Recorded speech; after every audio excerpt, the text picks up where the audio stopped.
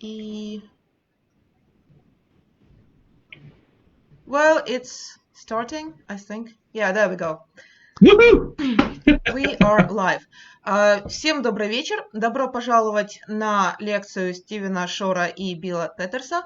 Вместе со мной Ирина Сергієнко, фонд «Дитина з майбутнім». Говорить мы сегодня будем про аутизм и отношения, в частности, про дружбу, как она выстраивается, как помочь ребенку с аутизмом завести друзей и поддерживать дружбу, как его научить различать, дружит ли он с другим ребенком или это не является дружбой, и многие другие вещи. Присылайте ваши вопросы, мы с удовольствием на них ответим. Пока что Стивен Шора еще нету, но он скоро к нам присоединится. У него опять небольшие технические детали. Мы надеемся, что он не сильно задержится. Good evening to those of you in Ukraine. Good morning to those of you in America. Добрый вечер тем, кто находится в Украине и в европейском часовом поясе. И доброе утро тем, кто слушает нас в Штатах. So today we're going to talk about friendship. Once Stephen gets here, he'll join us on the topic. We're going to talk about relationships and friendships. Yeah, I gave the rundown in Russian already. Да, Yeah. Билл повторил темы, о которых мы будем сегодня говорить, только на английском. So, the first friends a child with autism has is close family. Siblings, cousins, whatnot. Значит, первые друзья, которые появляются у ребенка с аутизмом, это семья. Это могут быть братья и сестры или же двоюродные братья и сестры. These tend to be the first people we come in contact with when you're growing up. Это первые люди, с которыми аутисты контактируют, пока они взрослеют. When I was younger, I thought the world was very small. It was my family and my extended family. Когда Билл был маленьким, он считал, что мир маленький.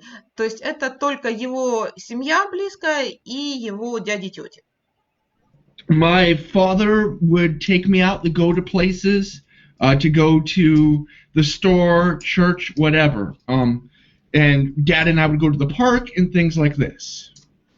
И папа Билла водил его по магазинам, в церковь, в парки, ну, такие места. And really, for a time, that was all I needed in life. И некоторое время это было все, что Биллу было нужно.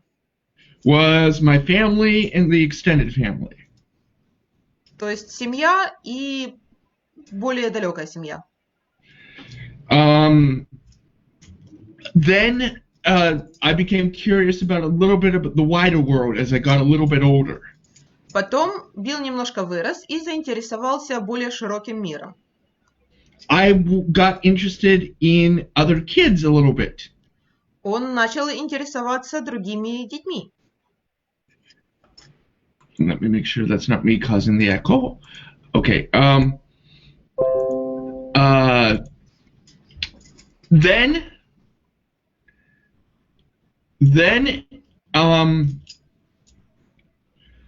Then, as I became interested in the other kids, I would try to interact with them, often not with great success. Потом Билл начал пытаться общаться с другими детьми, обычно без особых успехов. I didn't understand what the other kids were doing, so sometimes it would be very hard for me to interact with them. Билл не всегда понимал, что делают другие дети, и поэтому ему было тяжело с ними общаться. It was very, very hard to communicate at times because I had very narrow interest in certain things. Биллу было очень тяжело общаться, в частности, из-за очень узкого круга интересов. I didn't understand what the other kids played with and what they were doing all the time. То есть он часто не понимал, что делают другие дети, с чем они играют, во что они играют и что там вообще нужно делать. And it took time to figure out how to interact. Но у него заняло определенное время, пока он понял, как нужно с ними общаться. One of the ways we figured out how to interact was through toys. Один из методов общения, которые они в итоге выяснили, это через игрушки. And actually, one of the toys would be stuffed animals. И это были мягкие игрушки. I got this bear in Kiev this year. Билл купил этого медвежонка в Киеве в этом году. I've always loved stuffed animals. Он всегда любил мягкие игрушки. And I would want to play with other children sometimes who had similar interest in stuffed animals. И иногда ему хотелось играть с другими детьми, которые тоже любили мягкие игрушки. But I'll be right back after one sec. I have one toy that was even more important. Однако у Билла была игрушка, которая для него была еще важнее. Сейчас он ее принесет и покажет. Добрый день тем, кто здоровается в чате. Приятно видеть вас с нами. Пожалуйста, не стесняйтесь задавать вопросы. Let's see if I can get him to roll out and transform. Come on, Optimus. Игрушка это Optimus Prime. Сейчас Билл трансформирует машину Оптимуса в самого робота Оптимуса и покажет вам. He's not cooperating right now, but this was my favorite toy as a kid. If I saw a child with an Optimus Prime toy, I would want to play with them. Optimus Prime был любимой игрушкой Билла. Если он видел другого ребенка с Оптимусом Праймом, он немедленно хотел играть с этим ребенком. And he's still one of my favorite cartoon characters of all time. И до сих пор это любимый персонаж Билла. But early on, if I saw a child who had this toy, I would try to approach them and play with them, Transformers with them, or Ninja Turtles with them. Or, yeah, I'm such an 80s child. Whatever happened to be the cool toy at the given moment. То есть, когда Билл маленьким, и он видел ребенка с игрушкой из мультиков, который сам Билл очень любил, это для него было поводом подойти к этому ребенку, с ним познакомиться и начать с ним играть в трансформеров, черепашек-ниндзя, G.I. Joe и другие популярные мультики того времени. I am such a late 80s, early 90s American child. It's just not even funny. То есть все типичные мультфильмы и мультсериалы для американских детей того времени, поздних 80-х. This I understood the rules of. I understood these characters, and I could play as these characters with the toys with other children, and that's how I would interact. Билл знал этих персонажей, Билл понимал себя, понимал, как ведут себя эти персонажи, и поэтому он мог играть с другими детьми с этими персонажами. As long as I understood what the other children were playing, such as Transformers, such as with stuffed animals, such as things that I knew the rules about or understood what the point was, I could play. But the minute it became more abstract, I was not able to play. Пока Билл понимал, во что играют дети, про что они играют, он мог с ними играть тоже. Например, в трансформеры или черепашки-ниндзя. Там вполне понятные, скажем так, правила игры. Есть десептиконы, есть автоботы, и они друг с другом воюют. Но как только игра становилась более абстрактной, и Билл терял и переставал понимать, что делают дети, и почему, и что вообще вокруг происходит, он дальше с ними играть не мог. I could also play games based on other things I understood, such as Superman. Билл мог играть в другие игры, которые он понимал, например, Супермен. Because you understood the roles these people had in the game, or in the thing, the interactions you were doing. Потому что в играх в супергероев тоже роли очень понятны, особенно если это Бэтмен или Супермен или другие супергерои, которых ребенок знает и любит из телевизора. Ну или из Ютуба. But making friends early on was not easy. Но заводить друзей в раннем возрасте Биллу было тяжело.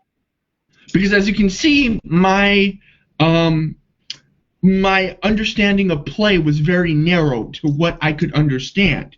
Anything beyond that was kind of distressing for me.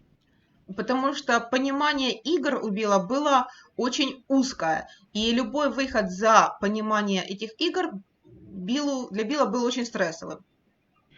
I did not like other games that children might like to play because I didn't understand the rules. And often children don't have the patience to explain the rules to children with autism. Билл не любил играть в игры, в которых он не понимал или не знал правила. А у детей, особенно у маленьких детей, не хватает внимания, не хватает терпения, чтобы объяснить по-нормальному правила игры. I would ask children to explain to me about other games they were playing, and sometimes they'd be like, wait, you don't understand how to play that? How do you not understand how to play that? И Билл мог попросить какого-нибудь ребенка, например, объясни мне, как играть вот в то, что вы играете. И он часто получал такой ответ, типа, ты что, не знаешь, как в это играть?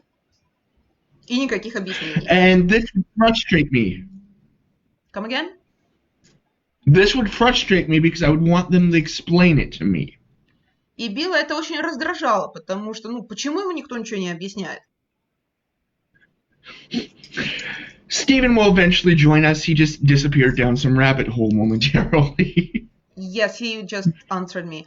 У Стивена, да, ему привезли доставку, и, в общем, он, разговаривает с курьером. Обещал прийти минут через 10. Your question to him remind me of Scooby-Doo. Scooby-Doo, where are you? Да, я параллельно в чате со Стивеном выясняю, куда он исчез. И Билл шутит, говорит, что мой вопрос Стивену: «Стивен, ты где?» очень напоминает Скуби-Ду. Скуби-Ду, ты где? But my memories of childhood are both very good and sometimes were very hard as well. У Билла много хороших воспоминаний из детства, но в то же время много тяжелых. Because there were games I did not enjoy so much. Потому что были игры, которые ему не нравились. Tag, for one. Догонялки. Why? Because I would be it, but because of my physical disability and the autism, I could never catch the other children. Therefore, it would lead to a meltdown and me quitting the game, right, because I could never get the other kids. Gotcha. I don't like tag either. Билл не любил догонялки, потому что из-за аутизма и его физических проблем он никогда не мог никого догнать и поймать. И когда он был кичом, то есть он должен был ловить остальных, он никогда не мог никого поймать, что его очень огорчало. И вся игра заканчивалась истерикой Билла, и в конце концов он уходил из игры в любом случае. Because I just could not catch the other children. They would have to slow down out of pity. And they didn't like doing this all the time. То есть некоторые дети его жалели и бежали медленно, чтобы он мог их догнать. Но тоже из жалости сильно долго не сыграешь. I also hated it in physical education class, PE class. They used to have us climb the rope to try to touch a flag at the top. And I could never climb the rope, and I'd look at my PE teacher and be like, really? I couldn't do this 6 months ago. I can't do this today. What makes you think this is going to turn out any better? Да, и еще одно физическое упражнение, которое было часто на физкультуре, но которое Билл терпеть не мог, это было лазание по канату. По канату Билл никогда не мог залезть, и каждый раз, когда его учитель пытался заставить что-то сделать, Билл на него смотрел, типа, я это не мог сделать полгода назад? Почему ты думаешь, что я это могу сделать сейчас? But the PE teacher's like, But this is one of these twice or three times a year thing we have to do. Try, Bill. I get 2 inches, maybe 3 off the ground, and he's like, "Pull yourself." It's like, I can't. Why are we even trying this exercise in futility? У них тоже, как и у нас, им нужно было сдавать нормативы пару раз в год. Билл говорит, 2-3 раза в год его учитель пытался загнать на канат. Говорит, ну попробуй, Билл. Билл хватается, чуть-чуть себя приподнимает, учитель такой, ну подтягивайся теперь. Билл такой, не могу, все. Hey, Bill, so while we're waiting for Steven, I have a question from Tatiana. All right. So she's saying that her child isn't interested in toys. He doesn't care what he's playing with. Everything lasts a minute, no more. Because that's literally how long his attention span is. Okay, give me a moment to... Bill, can I translate Tatiana's question in Russian, and then I'll start with your answer, okay? Sure. Значит, пока мы ждем Стивена, вопрос от Татьяны. У моего ребенка нет привыкания к игрушке, ему все равно, чем играть, все на минуту. Значит, Билл говорит, что, скорее всего, цикл внимания ребенка всего лишь длится минуту. Okay, go on, Bill. Literally, he loses interest because his brain jumps to the next thing. He's literally thinking about, hey, I like playing with this, and then all of a sudden, I'm no longer interested, let me move on to this. His brain literally moves that fast. То есть уровень внимания ребенка, ребенок удерживает внимание минуту, и эту минуту ему нравится игрушка. Но после этого его мозг находит следующую тему и, вот там что-то есть, все, он бросил игрушку и пошел дальше. He doesn't have a really long attention span yet. So All right, so what to do with it? It only exists for him. Just try to help him. I'm not sure. We'll have to ask Steven. Because trying to expand that time takes time for him to learn that there's more than just this finite amount. Мы повторим этот вопрос Стивену. Скорее всего, ему будет что добавить. Но, в принципе, цель должна быть растягивать вот эту минуту и учить ребенка, что есть больше, чем 1 минута игры или внимания. I think Floor Time handles like that kind of stuff because they do work on that. I think it does too. Yeah.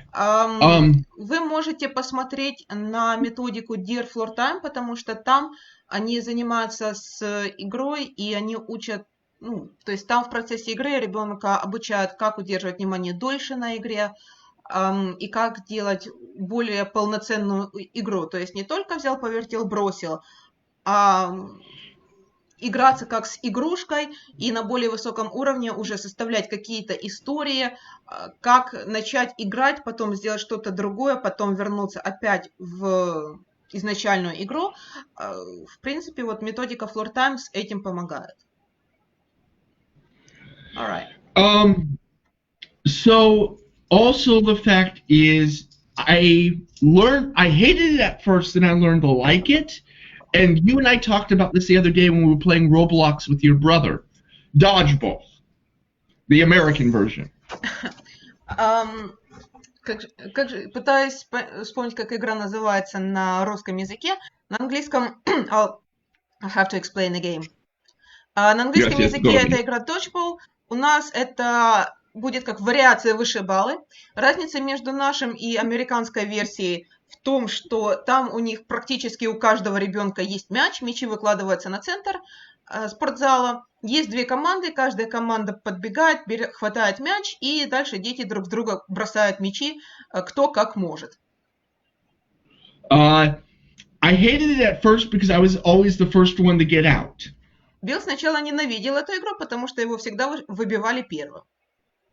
I learned to like the game because I could take out my frustrations on other students rather than having to deal with it internally when we would play dodgeball later on. Потом он полюбил эту игру, потому что он понял, что этот мяч можно кидать в других.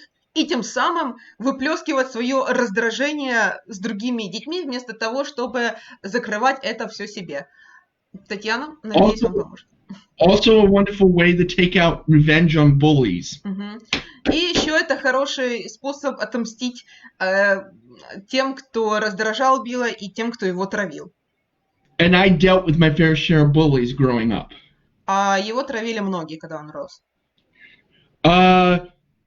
A game I learned to play from my friends was baseball. С друзьями Билл научился играть в бейсбол. Bill, was it your family, or was it your school friends, or? It was my school friends. My family, when I was growing up, really wasn't into sports all that much. I mean, we would watch, but we wouldn't play. The thing we did as a family was bike riding. Even though I started late, I didn't learn to ride a bike until I was almost 8, 9. And my dad really had to help me a lot with it. So school friends, like classmates? Classmates who taught me on the playground and then wanted me to join Little League. And my parents let me join Little League because they thought it was good for me. Значит, Билла играть в бейсбол научили одноклассники. То есть его семья не сильно спортивная, хотя с семьей они ездят на велосипедах все вместе. Но его научили играть одноклассники, которые хотели, чтобы он играл вместе с ними в, называется Little League, то есть молодая лига, это детские соревнования по бейсболу. Они хотели, чтобы Билл присоединился к ним, и родители Билла это разрешили, ну и ребята научили Билла играть в бейсбол.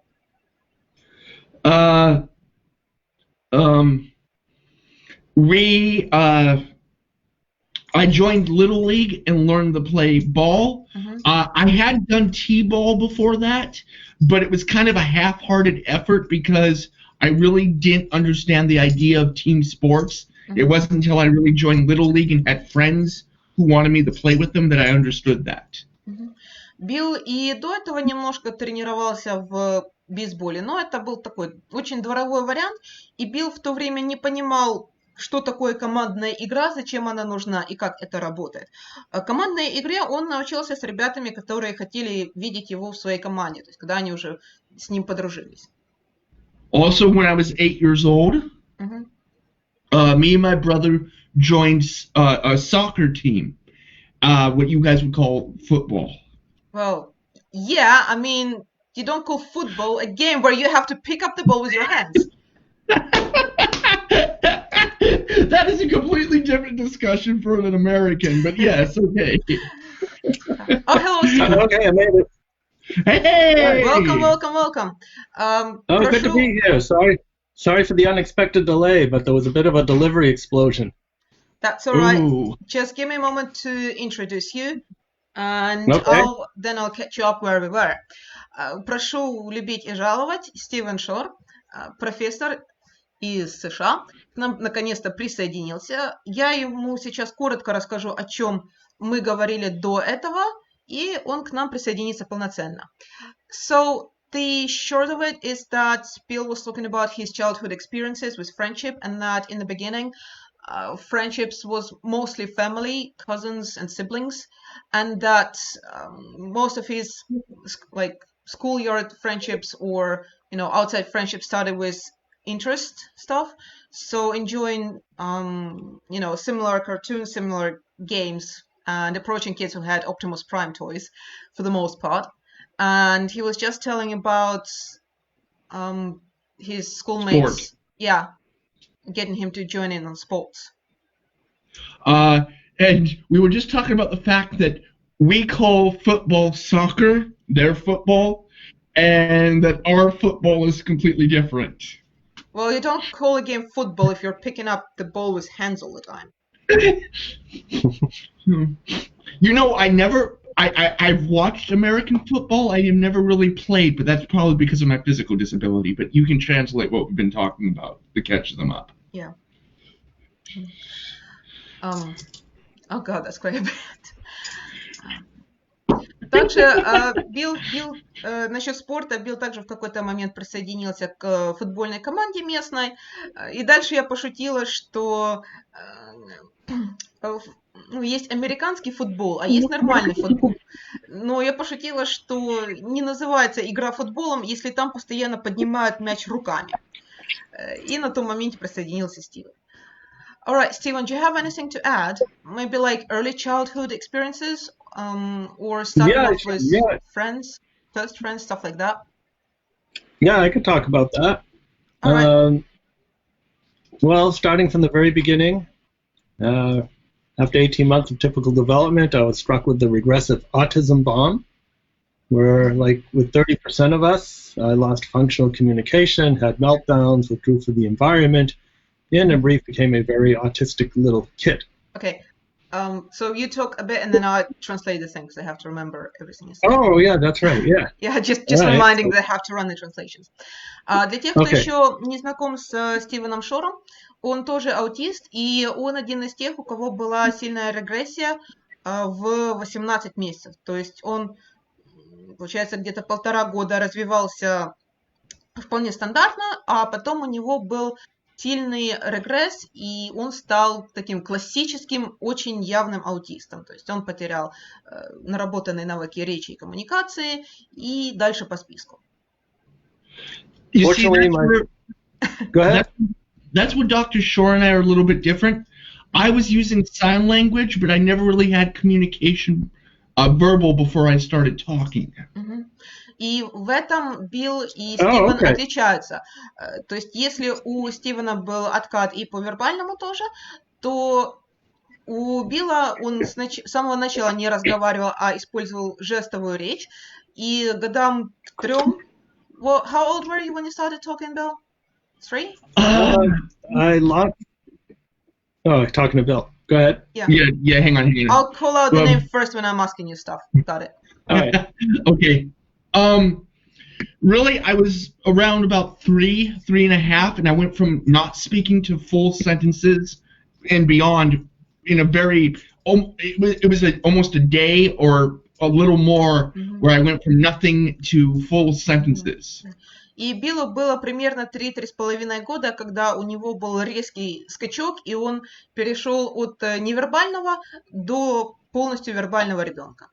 But I had a bad speech impediment and a little bit of a stutter, even when I was speaking.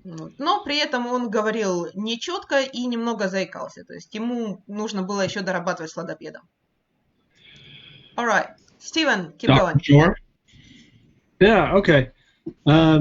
So what Bill described is just a tiny little sliver of the great diversity that we see within the autism spectrum.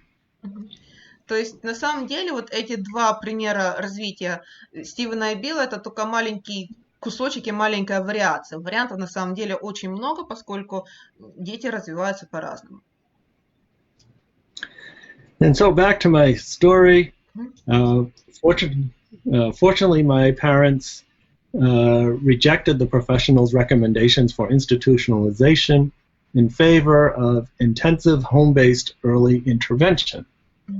К счастью, родители Стивена отказались от рекомендации отправить его в интернат или схожее заведение, и вместо этого начали раннюю интенсивную интервенцию дома.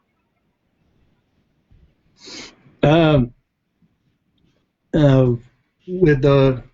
this early intervention program could be characterized with sensory integration, movement, music, imitation, and narration. Значит, интенсивная терапия дома у них заключалась в упражнениях на имитацию, упражнениях физических, работа с сенсорикой. И, Steven, can you name the things again? И музыка. Yeah. I'll do 3 at a time. So it was sensory integration, movement, and music. Сенсорная интеграция, движение, музыка. And narration and imitation. Имитация и narration это когда вы комментируете то, что вы делаете, и то, что происходит с ребенком. Bill, you wanted to say something. It looks like Bill wants to do a high five. Well, I figured I'll raise my hand rather than interrupt. I'm, going back to school here. Imitation. when I was a boy, I would imitate people that I spent a lot of time around. I learned how to do certain kinds of gestures by watching close family or close friends. I would imitate people when they weren't looking. It wasn't a program of learning how to imitate. It was just me going, okay, what are they doing? Why are they doing it? It looks interesting. Can I do it? В отличие от Стивена, Билл сам хотел имитировать близких к нему людей. Ему было интересно, что они делают, зачем они это делают, и может ли он сам такое же сделать. При этом он старался имитировать, пока его никто не видит. And music. My father loves playing Broadway musicals on his organ, and I love singing, and my parents figured out that singing was one of the things I could do. И насчет музыки, у Билла тоже были занятия по музыке. Они заключались в том, что его папа играл на органе свои любимые песни из Бродвея, из разных фильмов и мюзиклов. А Биллу нравилось, и он подпевал, и его родители быстро поняли, что Биллу это нравится, он может это сделать, этим надо заниматься. Dr. Shore? All right, Stephen? yeah. All right, so with the work that my parents did, speech began to return at age 4. И со всей работой и терапией, которую проводили родители Стивена, речь начала возвращаться и вернулась к годам к 4. I also entered the school that initially rejected me and had my diagnosis upgraded from psychotic to neurotic. Wow. So you started school at age 4? You can think of it as like a preschool. Окей. Стивен пошел в садик в 4 года, то есть после того, как восстановили речь, и его диагноз поменяли с психа на нейротика. Ни то, ни другое, конечно же, не соответствовало правде. Also, age 4 came my first focused interest. И в 4 года у Стивена появился первый интерес особый. I was found by my parents taking apart a watch with a sharp knife. Родители нашли маленького Стивена, когда он с помощью острого ножика разбирал часы. I would remove the back, extract the motor, disassemble that, play with and spin the gears, and put it all back together again. Did it work? And the watch still worked, and there were no pieces left over. I could not do that. Да. В общем, Стивен полностью разобрал часы, поигрался с деталями, собрал все обратно, и часы работали, что самое удивительное. Билл комментирует, что он бы так не смог. My physical disability would have made it so I would have stabbed myself multiple times, and my mother would have gone, great, we get to go to the emergency room. Билл говорит, что если бы он это попробовал в таком возрасте, он бы, скорее всего, порезал себя. Right, Stephen, anything about relationships that you remember from that age? Yeah, well, now I'm just about to get into talking about relationships because at age 6, I entered regular school kindergarten. В 6 лет Стивен пошел в обычную школу. And there I was a social and academic catastrophe. И это было полной катастрофой как социально, так и академически. Socially wise, I didn't have any friends of my own age, and there was a lot of bullying. У Стивена не было друзей однолеток, и его очень много травили. However, I found it pretty easy to make friends with people who were older than I am. How much older? It could have been 4, 6, or even adults. Okay. I agree. Но при этом Стивену было легко заводить друзей, которые были его старше. Старше на 4-6 лет, или же заводить дружбу со взрослыми. I could make friends with people my age if they had the same interests as me.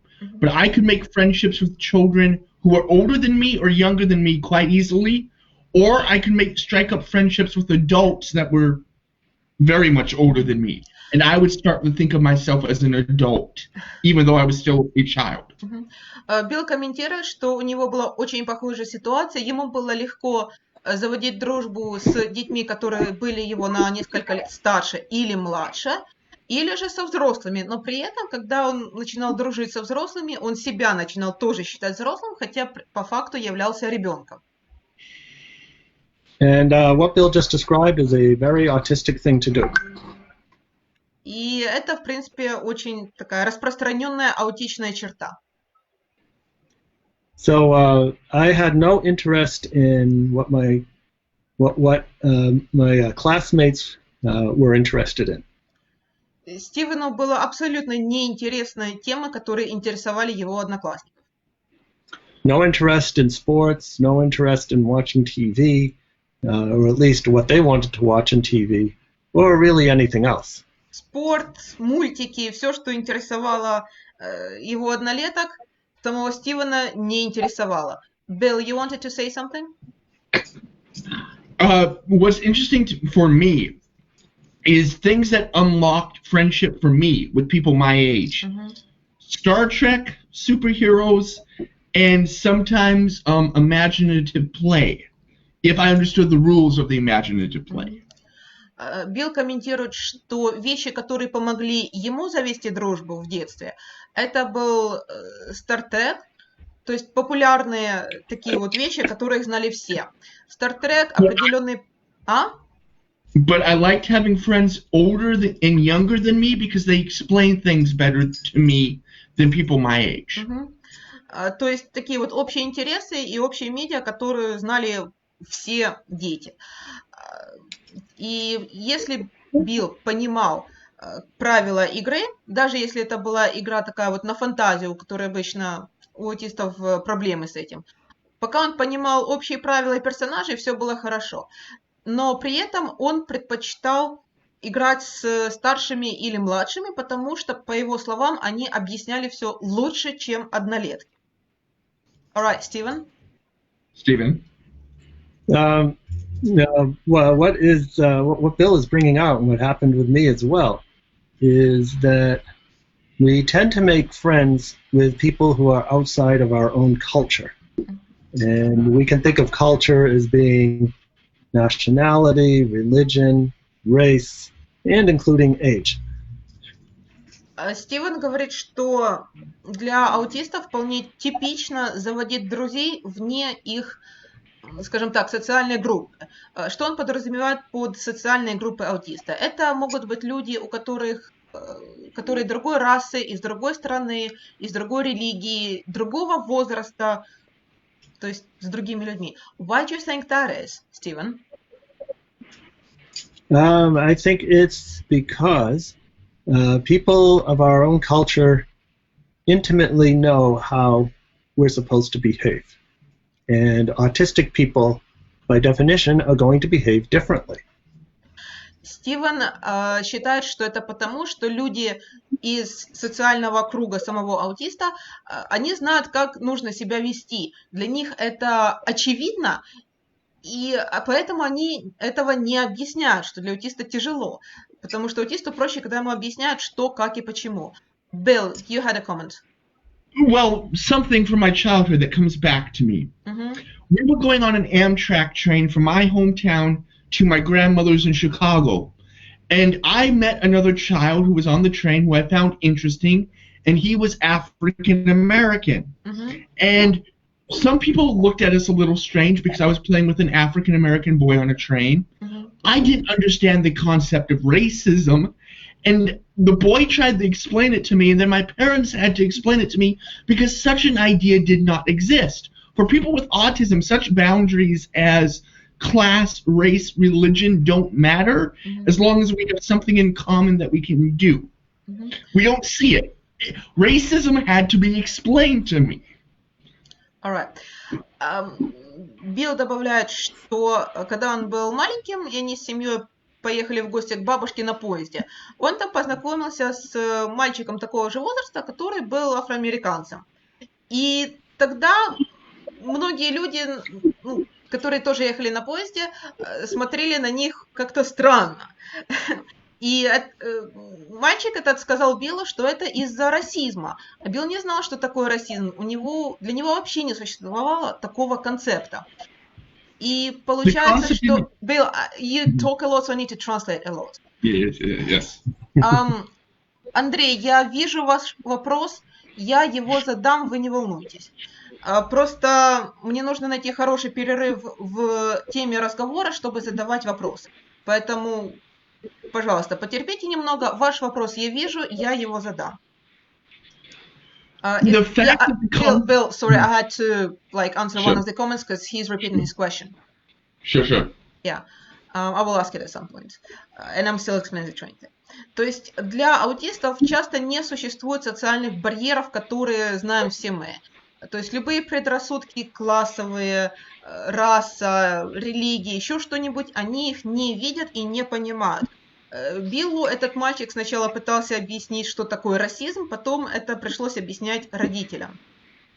То есть вот такие вот социальные моменты, какая вот разница, нужно объяснять аутистам отдельно. Yeah, go on, Bill. What's funny is the idea of racism did not exist to me naturally without it having to be explained to me. Many things that people understand exist without it having to be explained to them does not exist for me until it is explained to me.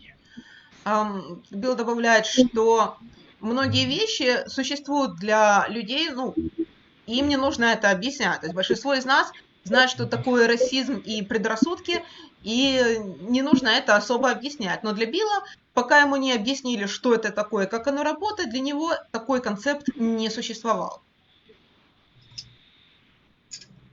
I mean, do you find that to be true, Stephen, that sometimes we don't understand concepts that most everyone else knows is there because unless it's explained to us, it doesn't exist?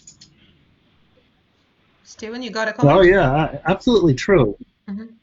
Yeah, I do. Well, one question I have is whether you or Bill could email a link that I can put on my Facebook page if more people want to watch us. Sure. While we're talking. We can put it on your page. We will share it to your page. Yeah, I'll put it on. My mom can share it directly to your page. I think she's with your friends, so she'll do that. Oh, okay. Yeah, that's fine. All right. But Stephen, you find it true that we don't grasp these concepts until they're explained to us? Oh, absolutely. Yeah. And like what you said about racism, about all kinds of things, all these what we call hidden curriculum, all of the unspoken rules that society seems to run to, and in some cases the rules are good, and in some cases they can be damaging. And like with Bill, okay, let me translate this bit. Sorry, let me translate this bit. Значит, кроме таких вещей, как расизм и предрассудки, есть достаточно много других тем, которые аутисты сами не могут обучиться. Это называется негласные правила, это называется спрятанное обучение, потому что мы это схватываем, вот просто наблюдая за обществом, за реакциями других. Аутисты этого не видят. То есть социальные структуры, почему люди себя там ведут так, а не иначе, вот все эти вопросы аутистам даются тяжело, и желательно это все объяснять. All right, go on, Steven. So, during my grade school days, my social interaction involved joining community orchestras and bicycle clubs so that I could perseverate on these subjects, often with people who are older than I was. То есть в младшей школе общение Стивена сводилось к тому, что он был в велосипедном клубе и в музыкальном клубе. И там он мог разговаривать на эти свои любимые темы с теми, кто был старше его. Therefore, I believe... Bill? Say again? I was in choir, and we also did bicycling. You and I have some similar interest in our young childhood. Билл Yeah. тоже в школе был в хоре и в велосипедном клубе. Right, Steven?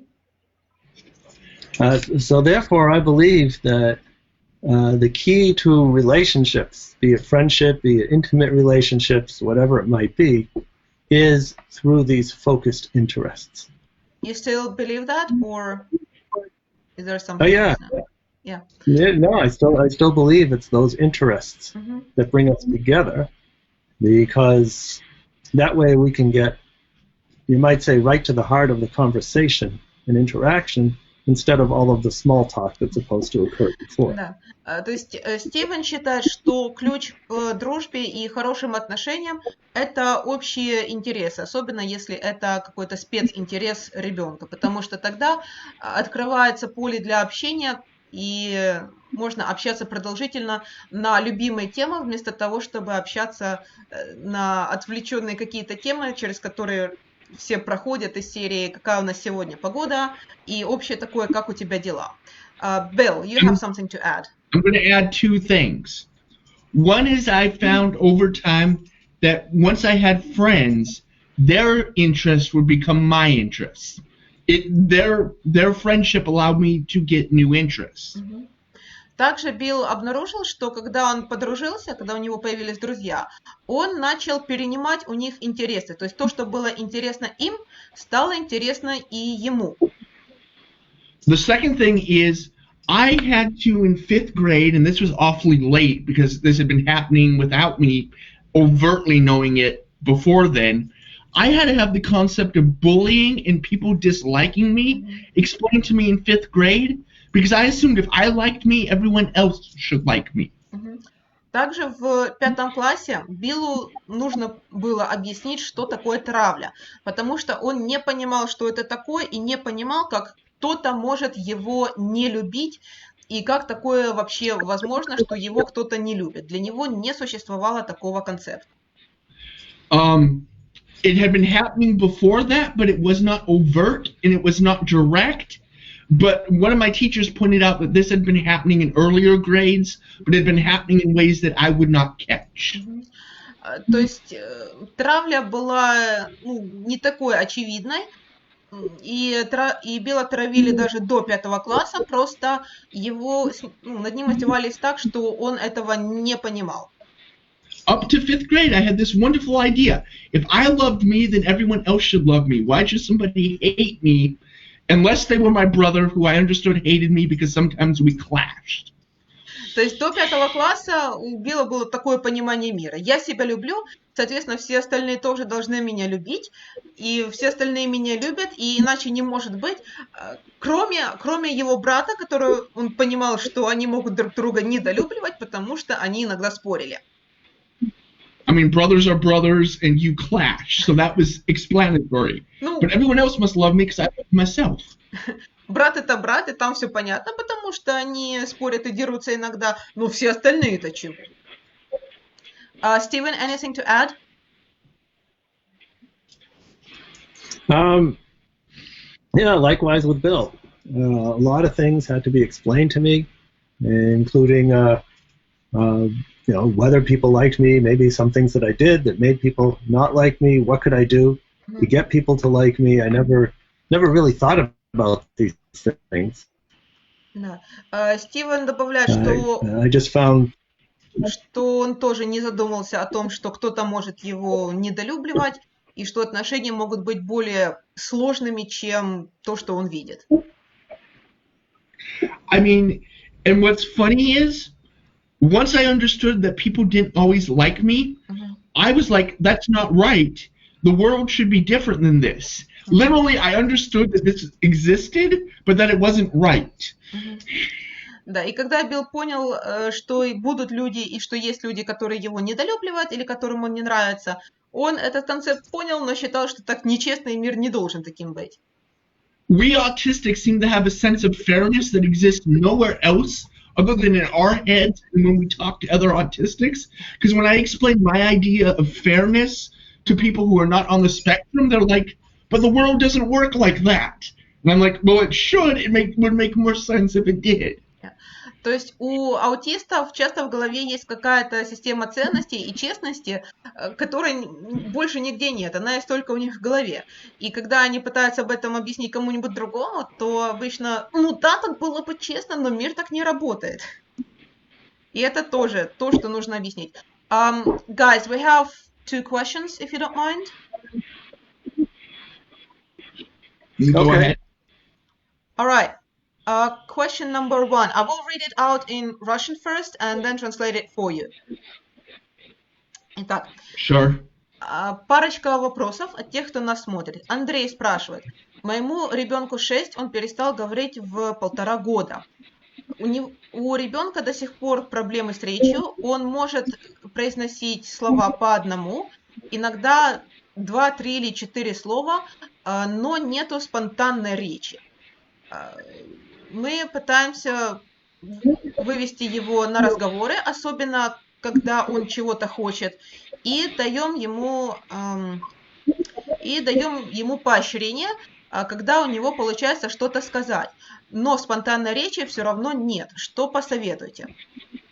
Alright, so Andrei is writing. My kid is 6. He stopped talking at 1.5 years old. We still have language problems. He is able to pronounce single words, sometimes 2 or 4 even, but no spontaneous language. We encourage him to talk, especially when he wants something, and give him rewards if he succeeds, but spontaneous language still hasn't appeared. Any suggestions? Steven, do you want to Well, kick my off? first thought is, yeah, I'll kick off. My first thought is to make sure he has a reliable means of communication. And it might be a communication device, sign language, or something else. Стивен рекомендует в первую очередь дать ребенку возможность коммуницировать.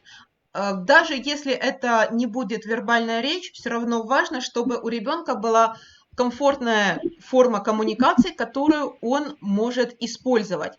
Это могут быть карточки, самый известный вариант это карточки PEX, это может быть какой-нибудь девайс, например, там в телефоне или на планшете тоже есть программки, которые этому помогают. Это может быть жестовая речь, потому что слова – это одно, но спонтанная коммуникация, то, чего вы ждете, она на самом деле начинается с указательного жеста, когда ребенок подходит, дергает маму или папу за штаны и показывает пальцем «мама, папа, посмотри». То есть I'm just pointing out that it's important to get the communication going before you get the speech going. Well, like, if you want spontaneous speech, you need spontaneous communication. То есть вам важно развить в ребенке спонтанную коммуникацию, а речь в этом случае немножко вторична. Steven, anything else? Or just keep going? Well, I will keep going. As Ira said, you've got to get the concepts of communication going first in the best way that person communicates. And then if speech is going to come, it's going to come much faster. And the other thing I have to point out is don't give up hope on speech just based on age.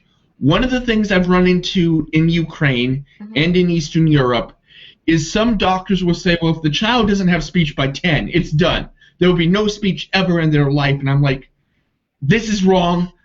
You should stop saying this. Значит, Стивен говорит, что для спонтанной речи шаг, который вы должны пройти до этого, это научить ребенка спонтанной коммуникации комфортным для ребенка способом. То есть это могут быть жесты, опять-таки, это могут быть карточки, но это первое, что вы должны сделать. После этого, когда у ребенка начнется спонтанная коммуникация, то речь у него пойдет намного быстрее. Вы увидите скачок в качестве очень быстро. Билл добавляет, что даже если ребенок не будет говорить годам к 4 или 10, а он часто видит в Восточной Европе, что врачи говорят, что вот, если ребенок не заговорил к 10, то он больше никогда не будет разговаривать. Значит, в опыте Билла это полная фигня. Аутисты могут начать разговаривать и после 10 лет. То есть никогда не теряйте надежды. Но все равно, самое первое, что нужно сделать, это наладить коммуникацию. Также помогает... Some autistic Yeah. I just want to some lob autistic the adults. I just want to lob the Yeah. example with Misha because we talk to him a lot. Sure. Также из моего Sure. опыта очень часто семьи, в которых ребенок еще не вербальный или не коммуницирует с ними так, как семья этого понимает, общение часто в итоге сводится к варианту «принеси», «подай», «отнеси», «сядь», «сделай это». То есть на самом деле с ребенком не общаются, потому что просьбы или указания я за общение не считаю. Помогает общаться с ребенком, будто он вас понимает. Мама очень долго с Мишей разговаривала в режиме радио. Родители Стивена, кстати, делали то же самое, то есть нарратив постоянный. Вот там летит птичка, она летит на юг, скоро зима, будет холодно, птичке будет нечего кушать и так далее, и так далее. Ребенок моет руки, комментируем все. Смотри, ты включил водичку, намочил руки, ой, какие они у тебя мокрые, и так далее, и так далее. Также хорошо задавать ребенку вопросы. Возможно, это будет да или нет, очень что-то простенькое, но это тоже важно. И вы должны, когда общаетесь с ребенком, делать паузы, когда вы у него что-то спрашиваете, чтобы у ребенка было понимание, что от него ожидают какую-то реакцию. И так постепенно вы выведете ребенка, разовьете его понятийный аппарат, что общение – это вещь, которая случается, и что она случается вот таким вот способом. И он сможет с вами общаться. Bill, did you have anything to add? Really, speech can start later on in life. Even for some adults, speech can start in adulthood. Giving up on the idea of communication and speech just because there's an arbitrary age limit somebody gives you is just stupid. Билл говорит, что нельзя никогда сдаваться, даже если речь долго не идет. И он знает даже взрослых аутистов, которые начали разговаривать во взрослом возрасте. Наталья Черкас комментирует: ваша поддержка и настрой очень важны. Полностью с ней согласна. Steven, unless you have something to add, I will go on to the next question. All right, let's roll on. All right. Итак, пишет Светлана. Моему ребенку 3,5 года, занимаюсь с ним с 2 лет. Говорил, повторял до года, после прививки замолк и изменился. Называет и знает много слов, но не использует их. Когда что-то хочет, тянет за руку и пищит. Я догадываюсь, что он хочет. Когда он начнет пользоваться словами и как ему в этом помочь? Okay, so Svetlana is asking. My kid is 3.5. She's been working with him, therapy since he was 2. He was like you, Steven, so he would imitate, he would speak until he was 1, and then he got the regression. He knows and he says a lot of slow words, but doesn't use them. When he wants something, he just grabs her hand and squeaks. And she just guesses what he wants. So she's asking when he's going to start using words and how can she help him? All right, Stephen. Well, yeah, I have an idea, and that is getting back to the question, how does he best communicate? And perhaps what I'd start out with is a simple picture board. Where he can be encouraged to point or even just pull that picture off that's stuck to the board with Velcro and to hand to her what he wants. Now, if that doesn't work, then sure, go with the child as they pull your hand towards the refrigerator and then uses your hand to open the refrigerator and then to reach for, let's just say, orange juice. And by the time, just before he reaches for the orange juice, I would have those pictures with me and I'd put that picture of orange juice in his hand. Oh, you want orange juice, I would say to him as I'm handing him the picture and having him hold it and then give him orange juice. And that's how I would start. Значит, тут тоже мы возвращаемся к вопросу о том, что сначала нужно выстраивать коммуникацию до речи. Например, использовать картинки. Берем пример с едой. Ребенок берет вас за руку и тянет к холодильнику. На холодильнике у вас или возле холодильника у вас лежит коллекция картинок на досточке с тем, что он обычно просит. И вы по картинкам с ним можете начать коммуницировать. То есть ты хочешь яблоко, ты хочешь сок, ты хочешь молоко, какие картинки у вас там есть. Или же учить ребенка, чтобы он показывал на эти картинки. Если ребенок сначала не понимает, что нужно делать с этими картинками и вообще ни для чего, то тогда вам нужно дождаться, пока ребенок доведет вас до холодильника, как обычно, откроет вашей рукой холодильник и потянется, например, к соку. Тогда у вас в кармане должна быть карточка с соком, и вы ребенку даете в руку сначала эту карточку. И говорите: а, так ты хочешь сок? Давай карточку, я тебе дам сок. То есть постепенно выстраиваем коммуникацию. Пока что через карточки, но опять-таки развиваем понятийный аппарат коммуникации. Bill, do you have anything to add? Like Stephen, I would try the picture thing. I would also say the name of the thing to him that he wants.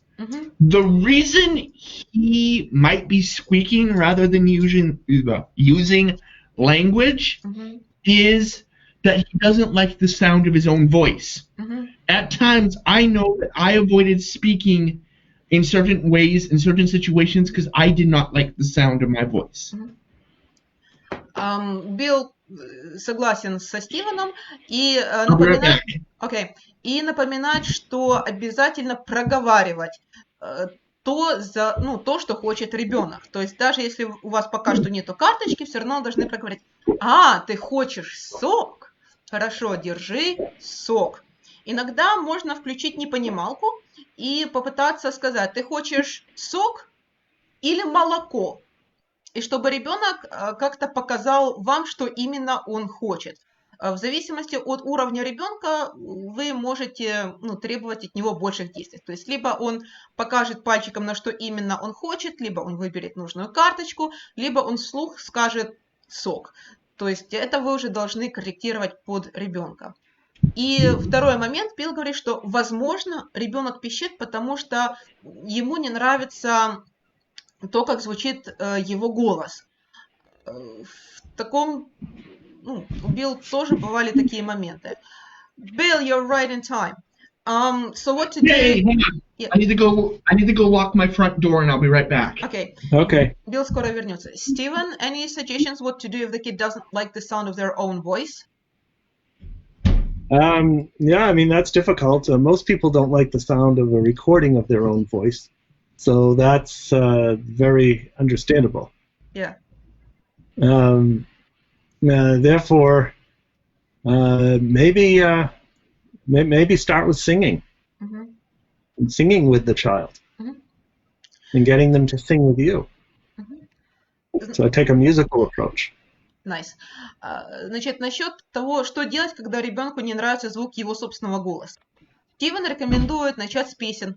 Ребенок может петь под музыку, ребенок может подпевать, например, любимые заставки или песенки из любимого мультика, ребенок может петь вместе с вами. В принципе, музыка и песни очень хорошо помогают развитию речи.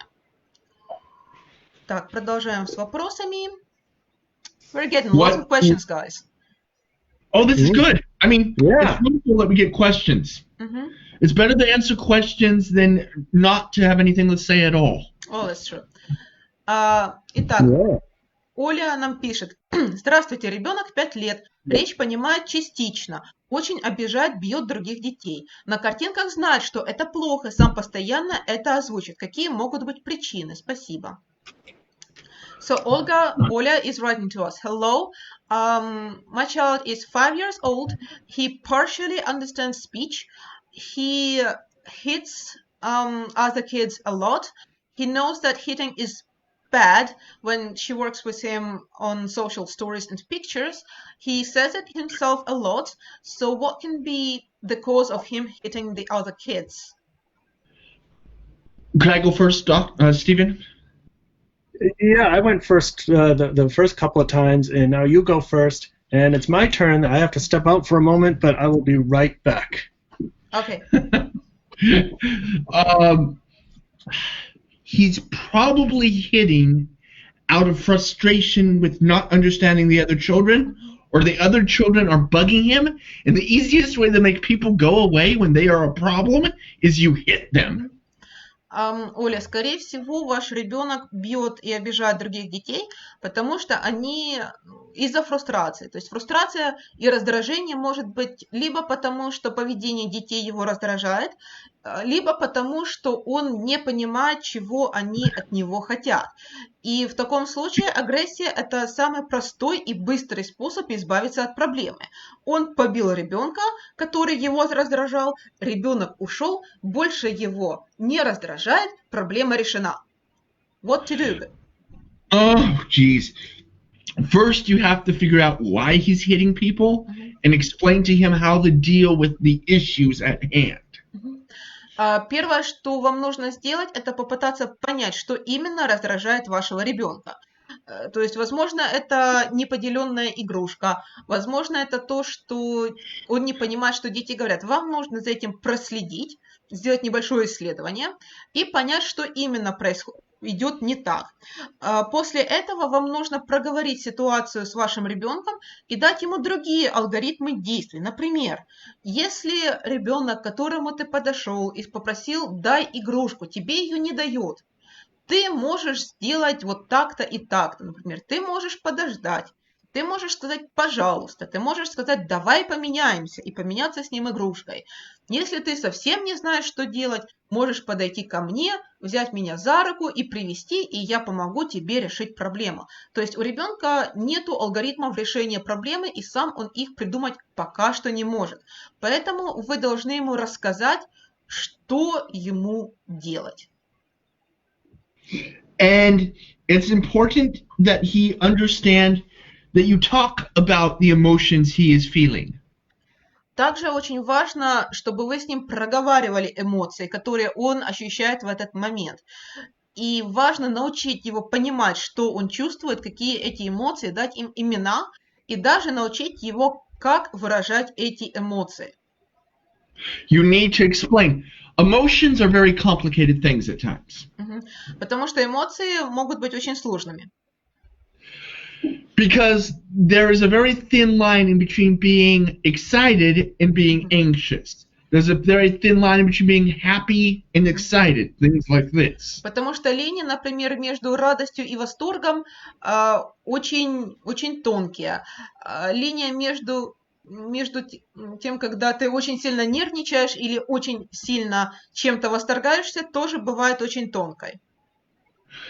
It's very much you have to understand the emotion, what's going on, and then you can deal with why he's being hit or why he's hitting.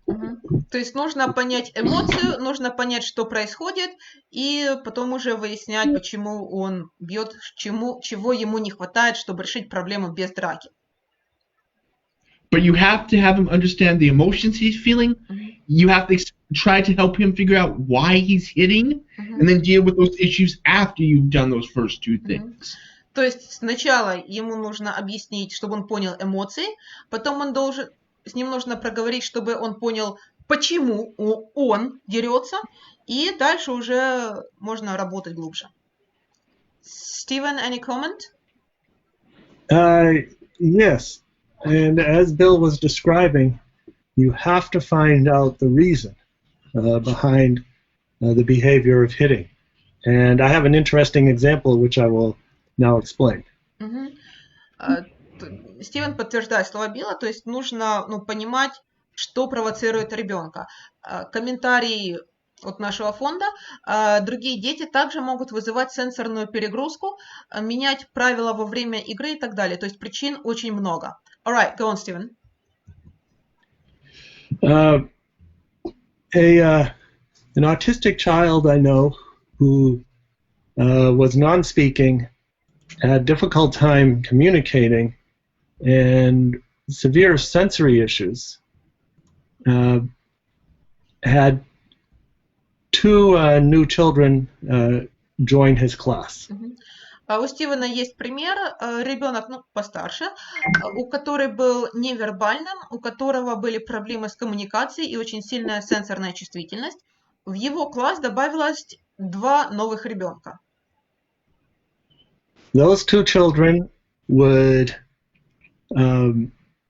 randomly screech and drive the child who had these sensory issues out of his mind. И эти двое, они могли внезапно начать орать, и, естественно, чувствительному этому ребенку было очень плохо. After a few times of these screech-induced meltdowns, this child adopted a new behavior. И после того, как эти случайные крики этих двоих довели ребенка до истерики несколько раз, этот сенсорно-чувствительный ребенок адаптировал свое поведение. The child would go to one or both of these kids and scratch their face. Он подходил к одному из этих кричащих ребят и начал расцарапывать им лицо. As a result, these kids who were screaming at random would suddenly scream again. И это приводило к тому, что они кричали еще больше. And then the kid would have a meltdown. И это приводило к следующему мелтдауну, истерике этого сенсорно-чувствительного ребенка. There was a lot of confusion as to why this child was scratching the other kid's face to create a sound that he didn't like. И никто не мог понять, зачем он царапает им лицо, если это вызывает тот звук, который он ненавидит. However, by understanding the autistic person's need for predictability, the answer becomes very clear. Но если знать, что аутистам нужна предсказуемость, то поведение этого ребенка становится более ясным. The child realized that these horrible screeching sounds were going to occur no matter what he did. Ребенок понял, что эти двое будут орать вне зависимости от того, что он делает. So he would scratch these children's faces in order to make the occurrence of that sound predictable, and he could prepare for the sound. И поэтому он подходил и царапал им лицо, чтобы иметь хоть какой-то контроль и возможность подготовиться к их крикам. То есть он взял под контроль ситуацию с криками. Настолько, насколько это было возможно. Bill. So he was And now creating... Bill, this is very humorous to Bill, I can see, so go for it.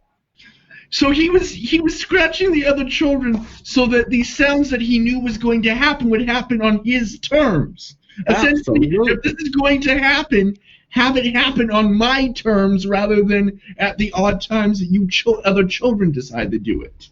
And that's exactly what he was doing. Да, то есть Билл повторяет, что ребенок пытался взять под контроль ситуацию, которую он контролировать в принципе не мог.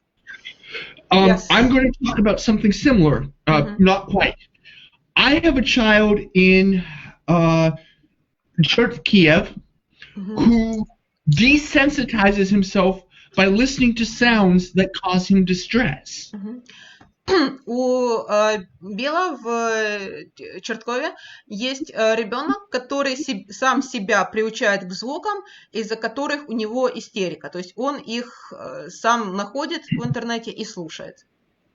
He hates the sounds of church bells.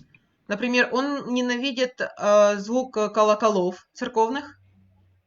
But when I was watching him one day, he would take off his earphones for a time and actually listen to the very sound he disliked, then put his earphones back on and have a momentary meltdown, then repeat it again. And everyone's like, why is he torturing himself? And I literally watched him and realized he's desensitizing himself. То есть, например, когда звонили церковные колокола, а ребенок ходит в звукоизолирующих наушниках, ребенок снимал наушники, слушал колокола какое-то время, потом одевал наушники обратно. У него был meltdown, то есть у него была небольшая истерика, после чего он опять снимал наушники, опять слушал, опять имел истерику, и цикл повторялся. И никто не мог понять, почему и зачем он это делает. Но Билл понял, что таким образом ребенок сам себя приучает к этим звукам, чтобы к ним привыкнуть.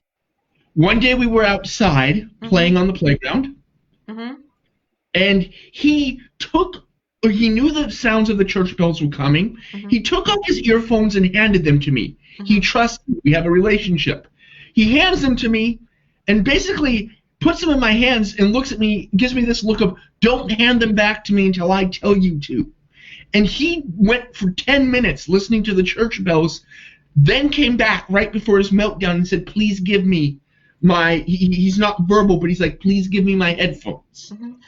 Однажды Билл гулял с этим ребенком на улице, и малой снял наушники прямо перед тем, как должны были начаться церковные колокола. И он отдал эти наушники Биллу, и 10 минут слушал звон колоколов, пока он сам не вернулся к Биллу и попросил, ребенок невербальный, поэтому дай говорил вот так, попросил наушники обратно, после чего у него была истерика. But it's like, everyone's like, why is he torturing himself? It's like, no, he's desensitizing himself as much as he can. It will always bug him, but it'll bug him less, he understands, if he can desensitize himself to some extent. То есть со стороны, с точки зрения всех остальных, ребенок себя мучает, непонятно почему, но с точки зрения самого ребенка это логично, потому что, да, ему неприятно и что-то его раздражает в этих звуках, но если он к ним привыкнет, если они для него станут более предсказуемыми, привычными, то ему тогда будет проще с ними справиться в будущем. And when I see this activity, I will encourage it because it's a wonderful thing to encourage. Вот. И, в принципе, если Аутист пытается сам себя приучить к чему-то, что ему не нравится, лучше ему дать такую возможность. Yes, he is kind of torturing himself, but it's for a purpose. То есть, да, он себя мучает, но в этом есть цель. All right, next question, if you guys are ready. Sure. One more thing I want to add to Bill's comments, and that is another very important piece here, is that Bill has developed a trusting bond between him and that child. And that, go ahead. Yeah, go on. And that bond is what allowed this child to trust Bill to hold on to these precious headphones because he knew Bill was not there to take them away, but to be available to provide them when it was needed. Также очень важно, что у Билла были близкие доверительные отношения с этим ребенком, поскольку наушники для этого ребенка очень важны, и, соответственно, он доверял Биллу настолько, что он знал, что Билл не заберет наушники, что он силком не будет надевать эти наушники обратно на него, а отдаст их ровно тогда, когда сам ребенок это попросит. То есть доверительные отношения с ребенком, особенно аутистом, очень важны. One of these days, Dr. Shore, I have to take you to Church Kiev. It is quite beautiful. Билл приглашает Стена в Church Kiev. All right, guys. I look forward to that. Right, next question. Ольга пишет нам, какие черты характера ребенка с аутизмом обычно самые привлекательные для нейротипичных детей, чтобы иметь шанс подружиться? Возраст 8-11 лет. So Olga is asking us, which characteristics of an autistic child are usually the most attractive for neurotypical kids, when making friendships, ages like 8 to 11. Bill, it looks like you're on. Oh, yeah. I wasn't sure what that noise was either. So the thing is, what attracts NT or typical children to us often has to do with how they perceive us. Often it has to do with shared special interests. То, что привлекает нейротипичных, то есть обычных детей, к аутистам, это то, как сами типичные дети воспринимают ребенка с аутизмом. Очень часто это наличие схожих интересов. My first friends outside of my family were from church, the playground, groups we belonged to, civic groups, other things. They were not necessarily, and kids in the neighborhood, especially kids in the neighborhood. But these were where I built my friendships, clubs, church, other places, you know. Первые друзья Билла, которые не были ему роднёй, у него были в сообществах, то есть в церкви, в клубах по интересу, в других местах, где все собрались, чтобы заниматься чем-то одним общим. But what attracted other children to me between the time I was 8 to 11 was if we had the same interest in Transformers, G.I. Joes, whatever. Or some of these kids figured out I was very smart in certain school subjects, and they were not doing so great in those subjects. And, hey, Bill, could you help me? If you help me, I'll play video games with you. I have one of the newest systems. I know you don't have it. After we do homework, how about we play video games? And I'm like, yeah, I love video games. Let's play video games after we do your homework. I help you with your homework. Yeah. И в возрасте 8-11 лет, что привлекало ребят к Биллу, это либо общий интерес, то есть в то время это были трансформеры, черепашки-ниндзя, G.I. Joe. Сейчас это, наверное, будет Fortnite и другие онлайн-игры. Или же некоторые дети поняли, что Билл умный, хорошо со школьными предметами, которые у них получаются не очень, и Билл, помоги мне с домашкой, а после этого мы с тобой поиграем на консоли. У меня новая консоль, последние игрушки, я знаю, у тебя нет, сделаем вместе домашку, ты мне поможешь, и мы вместе поиграем. Билл такой, конечно. Something funny happened recently. How about we let Steven to say his piece as well? I just wanted to tell you about the child who was like, wait, you existed before the internet? You played video games before the internet? Да, и Билл говорит, что один из его подопечных узнал, что Билл существовал до появления интернета, и что игры на консоли существовали до того, как существовал интернет, и его это абсолютно шокировало. Steven. Yes, similar to what Bill says. Given our intense interest in certain things, if they can sometimes be matched up to things that other students desire, such as being able to help in math or some other subject that relates to our area of strength. Да, то есть Стивен говорит, что та же самая ситуация. Общие интересы или общие цели. Например, хорошая оценка по математике. Next question. So for example, I have an example. For example, when I went on a 2-week bicycle ride with a group, people were very friendly to me because I knew how to fix their bicycles. У Стивена есть пример, когда он был на 2-недельном походе на велосипедах, с ним все дружили, потому что он знал, как починить велосипед. Now I'm jealous. You've been on a 2-week bike ride. I've only been on a bike ride for a couple of days.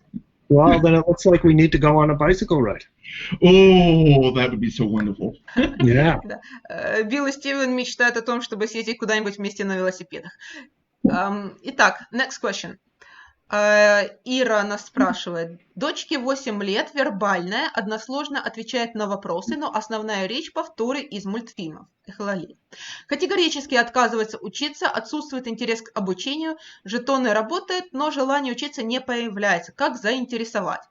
So Irina is asking, her daughter is 8 years old, she is verbal, she answers simply, so like 1 or 2 words at most. Mostly she speaks by quoting cartoons. She refuses to study. She has no interest to learning. Like star stickers, points work, but she's not interested in studying. So how can she interest her daughter in studying? Go, Steven. Steven go. First. Steven, go. Yeah. All right. Well, I think it begins with combining her interests and using that echolalia as functional echolalia. Мгм. So what can we do to match phrases from her favorite movies or videos as closely to what she wants to communicate? Мгм. Значит, Стивен говорит, что нужно начать с ее эхололии и подумать, как можно использовать те фразы, которые она цитирует, чтобы они максимально близко подходили к контексту вопроса. То есть, возможно, вам нужно начать с того, что вы подбираете вопросы так, чтобы цитата из мультика или фильма могла на них адекватно ответить. Go on. That's pretty much, that's where I'd start out from. Окей. То есть начать с этого. Bill? I think she's not interested in studying because it's not interesting. To her, what's the point? Many children with autism, what is the point of school? School to them is just busy work. It's not interesting. It's not. What's the point? Why do I go to school? Because school isn't really anything great, you know? What's the point? Because school can be frustrating. School can be horrible.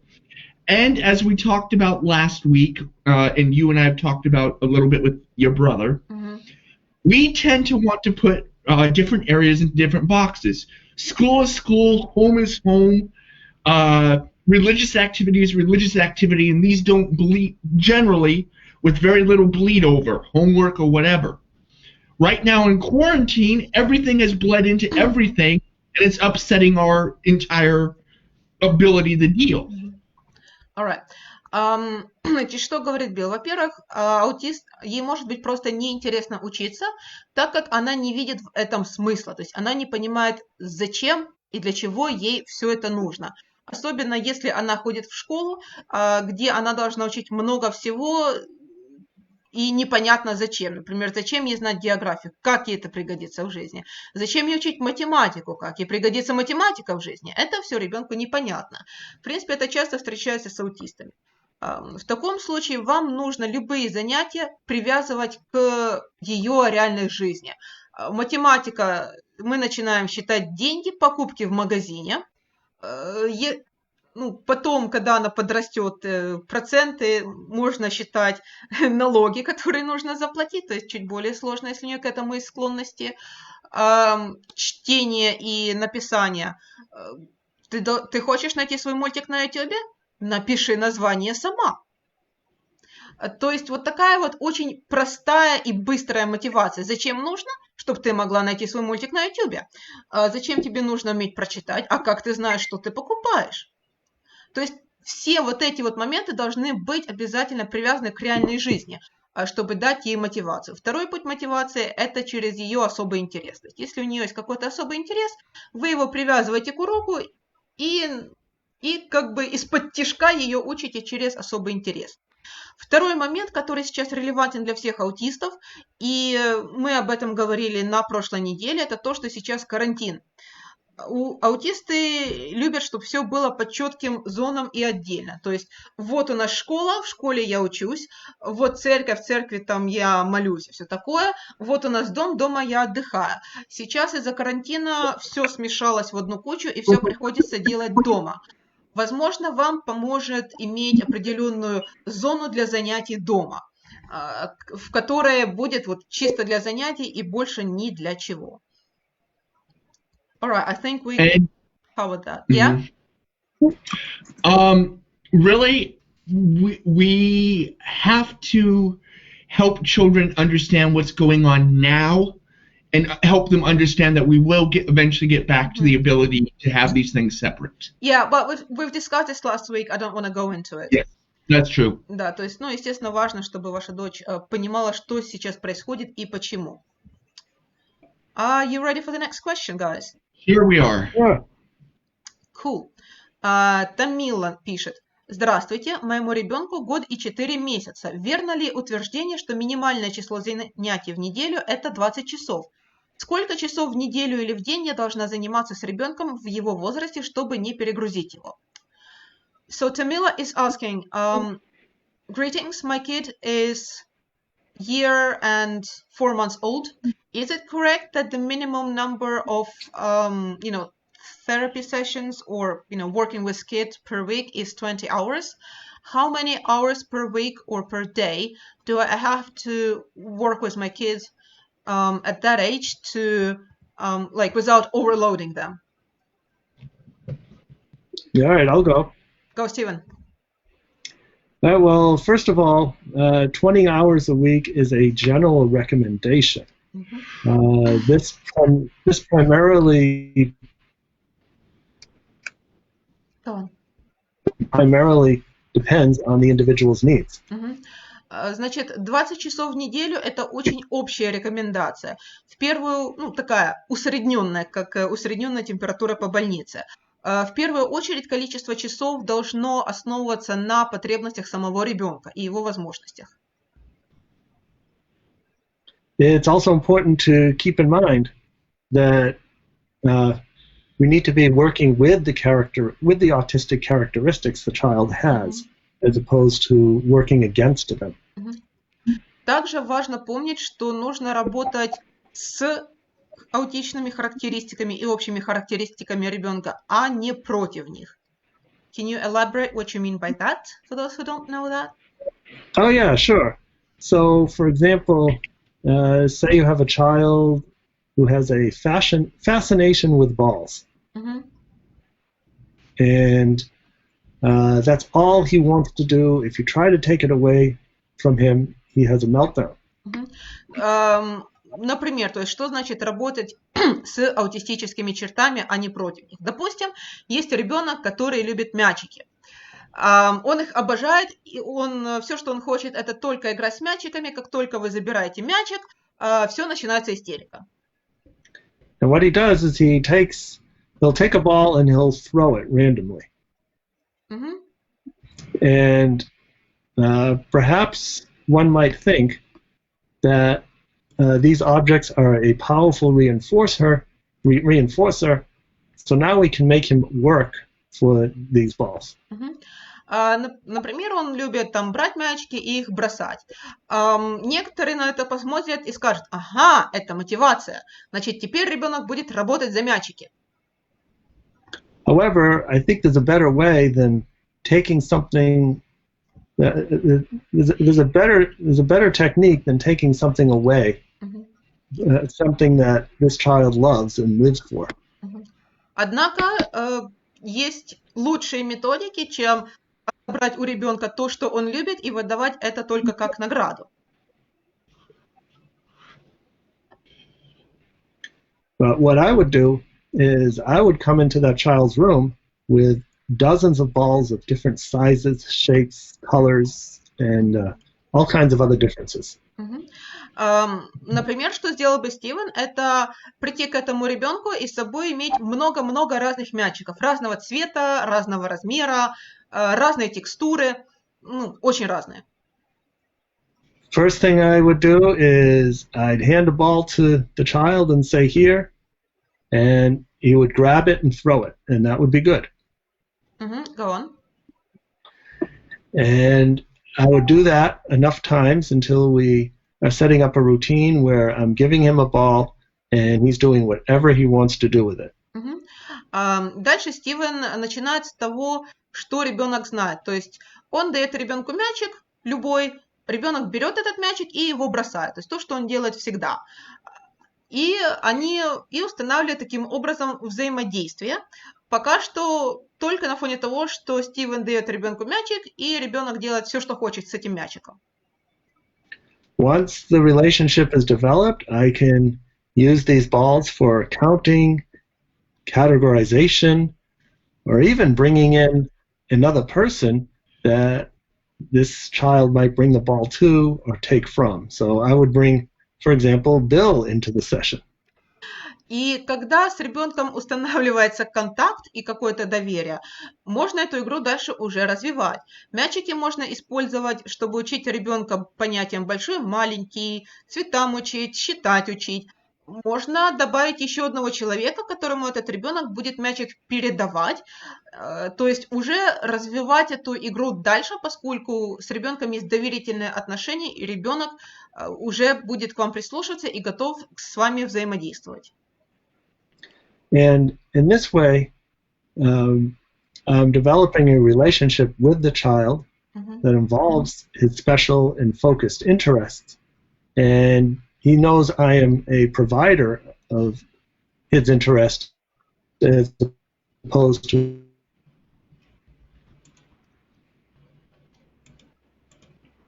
Steven is freezing up. Yeah. Oh. As opposed to his opponent. Yes. Steven, you froze up for a little bit, but it's okay. We got like 90% of what you said. То есть устанавливаются доверительные отношения, где Стивен является человеком, который дает ребенку то, что ребенок любит, а не забирает это. И таким образом ребенок будет более готов попробовать что-то новое, и его не нужно будет заставлять. Right, I think it's Bill's turn. Okay, Bill. Okay. So this is something I say often in my chats across Ukraine, across Eastern Europe. Don't have therapy replace real life. Too often we have parents who do 30, 40, 50, even more hours of therapy a week, where my biggest therapies were real life. If we start replacing real life with therapy sessions, the child is not going to understand real life beyond the place where therapy happens. That is true. Значит, то, что Билл очень часто повторяет в Украине, где он видит и помогает семьям, там, где ребенок ходит на терапию 40, 50, 60, сколько у нас часов в неделе. Ну, в общем, каждый день. Факт в том, что нельзя, чтобы терапия заменяла реальную жизнь.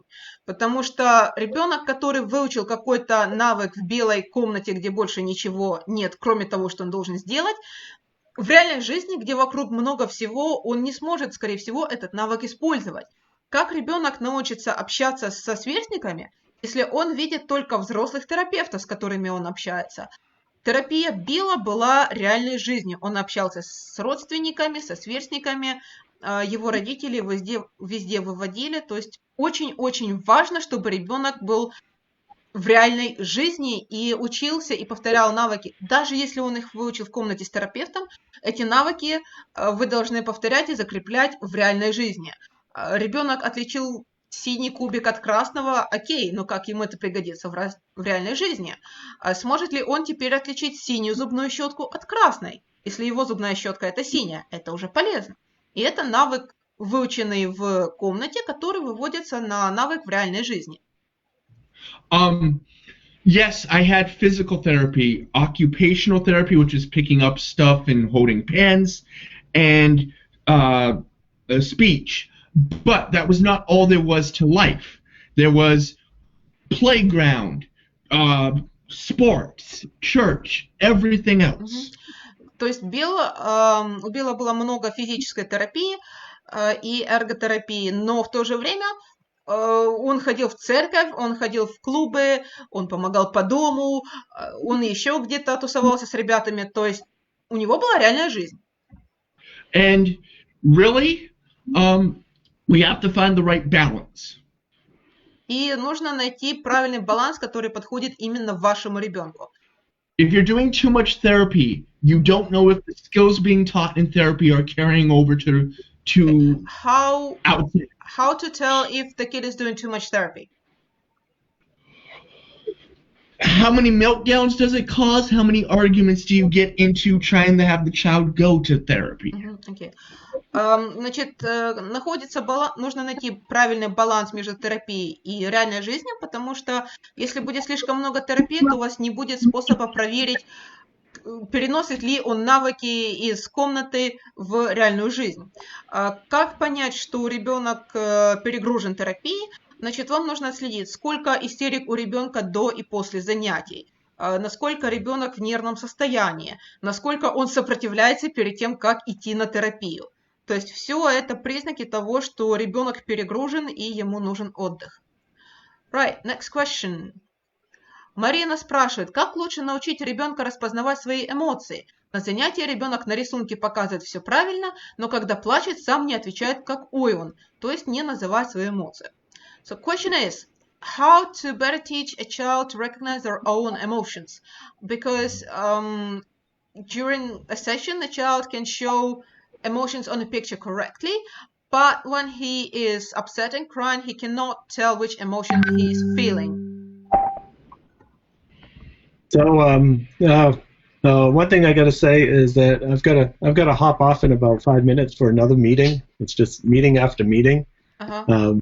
But anyways, it starts with verbalizing the meanings for the emotions for the child. So the child is crying, and you're gonna say, "I see you're crying. Are you feeling very sad?" And while at the same time pointing at those pictures.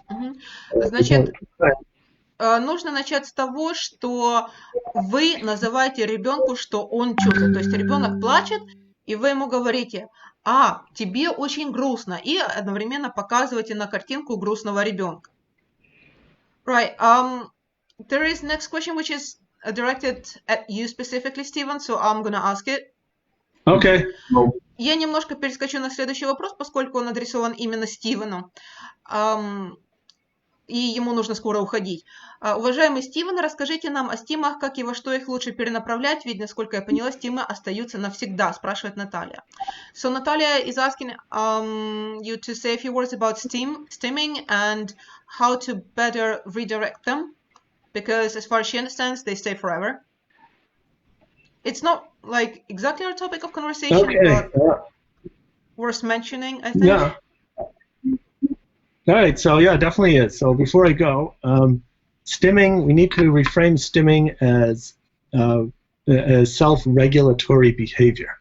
Значит, во-первых, нужно думать о стимах не как о стимах, а как поведении саморегуляции. Everybody bounces their leg, twirls their hair, bites the end of their pen, plays with their beard, or whatever it might be, in order to either keep themselves awake or to calm themselves down. Потому что на самом деле у нас у всех есть эти стимы, то есть регуляторное поведение, например, покусывание губы, кто-то грызет ручку, кто-то играется со своими волосами, кто-то теребит ключи, то есть у всех на самом деле это есть. Кто-то дергает ногой, кто-то стучит пальцами по столу. Я про нейротипичных.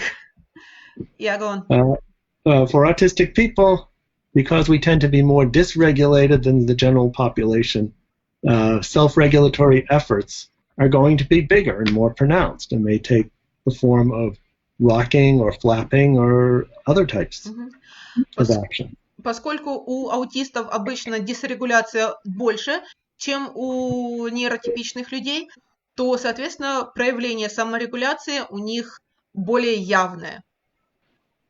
And while there's nothing inherently wrong with these actions, it's possible that they could be disruptive in some situations. И хотя с этим, в принципе, ничего плохого нет, но в некоторых ситуациях они могут мешать.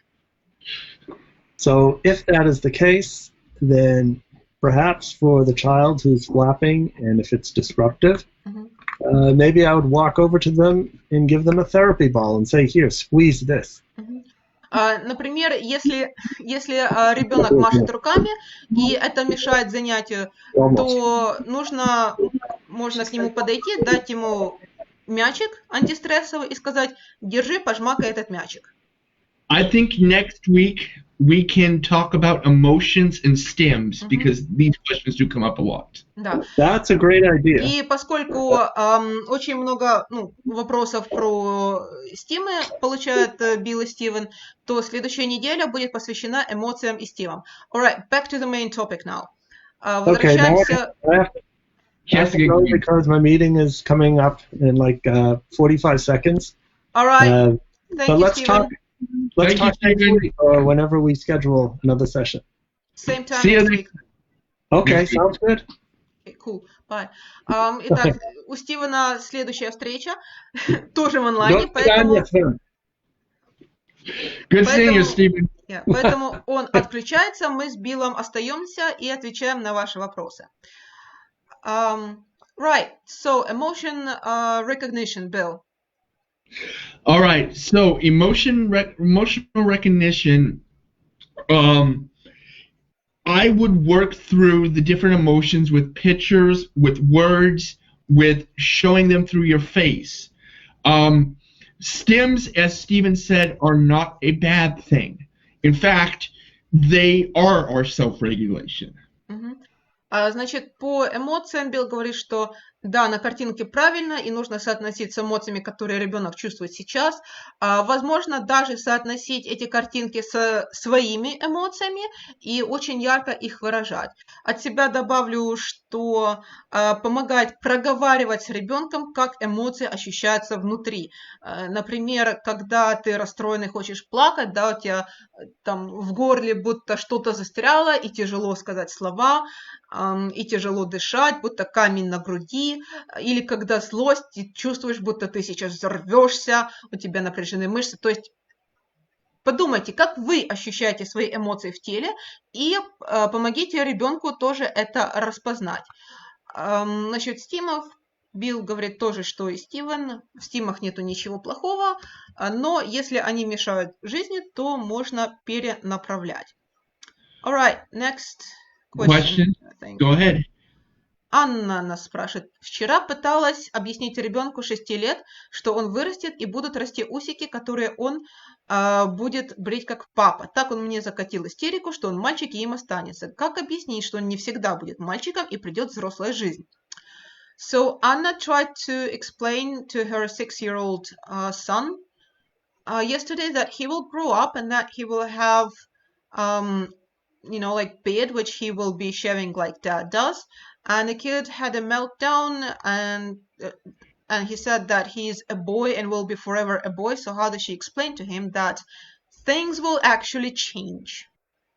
Okay, some children don't want to grow up because growing up is scary. Значит, дети не хотят вырастать, потому что взросление – это страшно. They want to be Peter Pan. Они хотят быть как Питер Пен. Because growing up is, quite frankly, scary. Потому что взросление – это страшно для всех. Not just beards. И не только борода и усы. But the fact that I have to do more work around the house. I have less fun. In fact, some children get the impression that adults never have fun. So if I have to grow up, I'm going to lose fun. То есть не только то, что вырастет борода и многое поменяется, но и то, что будет больше обязанностей, и ему нужно будет работать, и у него не будет времени на веселье. Многие дети на самом деле считают, что взрослые вообще никогда не веселятся. In fact, that's where the largest fear of growing up comes from for most children with autism. И для большинства аутистов именно из этого и вырастает самый большой страх вырасти, стать взрослым. The fun will be gone. Что больше веселья не будет. Mom and dad don't have fun. All they talk about is money, work, things that aren't fun. У родителей нету никакого веселья, они говорят только о работе, о деньгах и о других скучных вещах. It's also the fear of change. Также это боязнь изменений. You have children who are the exact opposite as well on the spectrum. Есть дети, которые противоположные в этом спектре. Who want to grow up really quickly and skip over childhood in the teenage years. Которые хотят проскочить все и сразу стать взрослыми. The case of her son, he fears the change. He likes everything as it is now. As he grows up, he understands this is going to change, and he doesn't want things to change. И в случае с этим ребенком он боится изменений. Ему нравится все, как оно есть, и зачем оно вообще должно меняться? The only way you can deal with this, because you cannot stop growing up, it's just not possible. Да, поскольку взросление никто не отменял, is to say, yes, some things will change, but other things will not change. My love for you, so many of your interests won't change, they'll grow, but you have to explain what won't change, because that's the fear of the change. Значит, очень важно объяснить ребенку, что есть вещи, которые поменяются, но есть вещи, которые останутся такими же, что он все равно сможет играть в свои любимые игры, и он сможет, если захочет, интересоваться тем же, чем он интересуется сейчас. Его любимые вещи останутся там же, где они есть. Просто он теперь сможет зарабатывать, чтобы покупать их самостоятельно. I can't stop a child from growing up any more than I can stop the sun from rising and setting. То есть никто не может остановить взросление. It's going to happen. Оно случится вне зависимости от желаний ребенка. But his meltdowns have to do with the fear of change. Но истерики, они больше привязаны к страху изменений. More questions? Yes. So here's a long one. It actually sparked a full-out discussion. So I'll try to summarize through it. Так, вопрос, который породил дискуссию в комментариях. Я зачитаю вопрос и постараюсь засуммировать результаты обсуждения. Наталья просит, посоветуйте, пожалуйста, что мне делать. Сын панически боится школьного звонка. У него идеальный музыкальный слух, ничего не помогает. Он знает, в каком месте находится этот звонок, закрывает уши, кричит «не звоните» и убегает от этого места уже 5 лет. Люди комментируют, что это гиперчувствительность и советуют наушники. Значит, также советуют следить за временем, чтобы он знал, когда будет звонок, если его пугает внезапность. Так. Ребенок знает, когда будет звонок, не помогает, бежит и кричит. 15 комментариев, что 15 минут предупреждений слишком долго, и у него должны быть свои часы, которые пожужжат ему за 1 минуту. Right, so... I'll look at the comments for myself later on. What's the summary? Right, so sensory, auditory sensitive kid, very scared of, can't deal with the school bell. He, nothing the mom tried helps. He covers up his ears, shouts, "Don't ring the bell," and runs away from the spot where the bell is. He knows exactly where the bell is located. He's like me. Okay, I will explain this one. It wasn't the bell for me. It was the fire alarm. У Билла была похожая ситуация в школе, но это был не звонок, это была сигнализация в его случае. I hated that sound. Он ненавидел этот звук.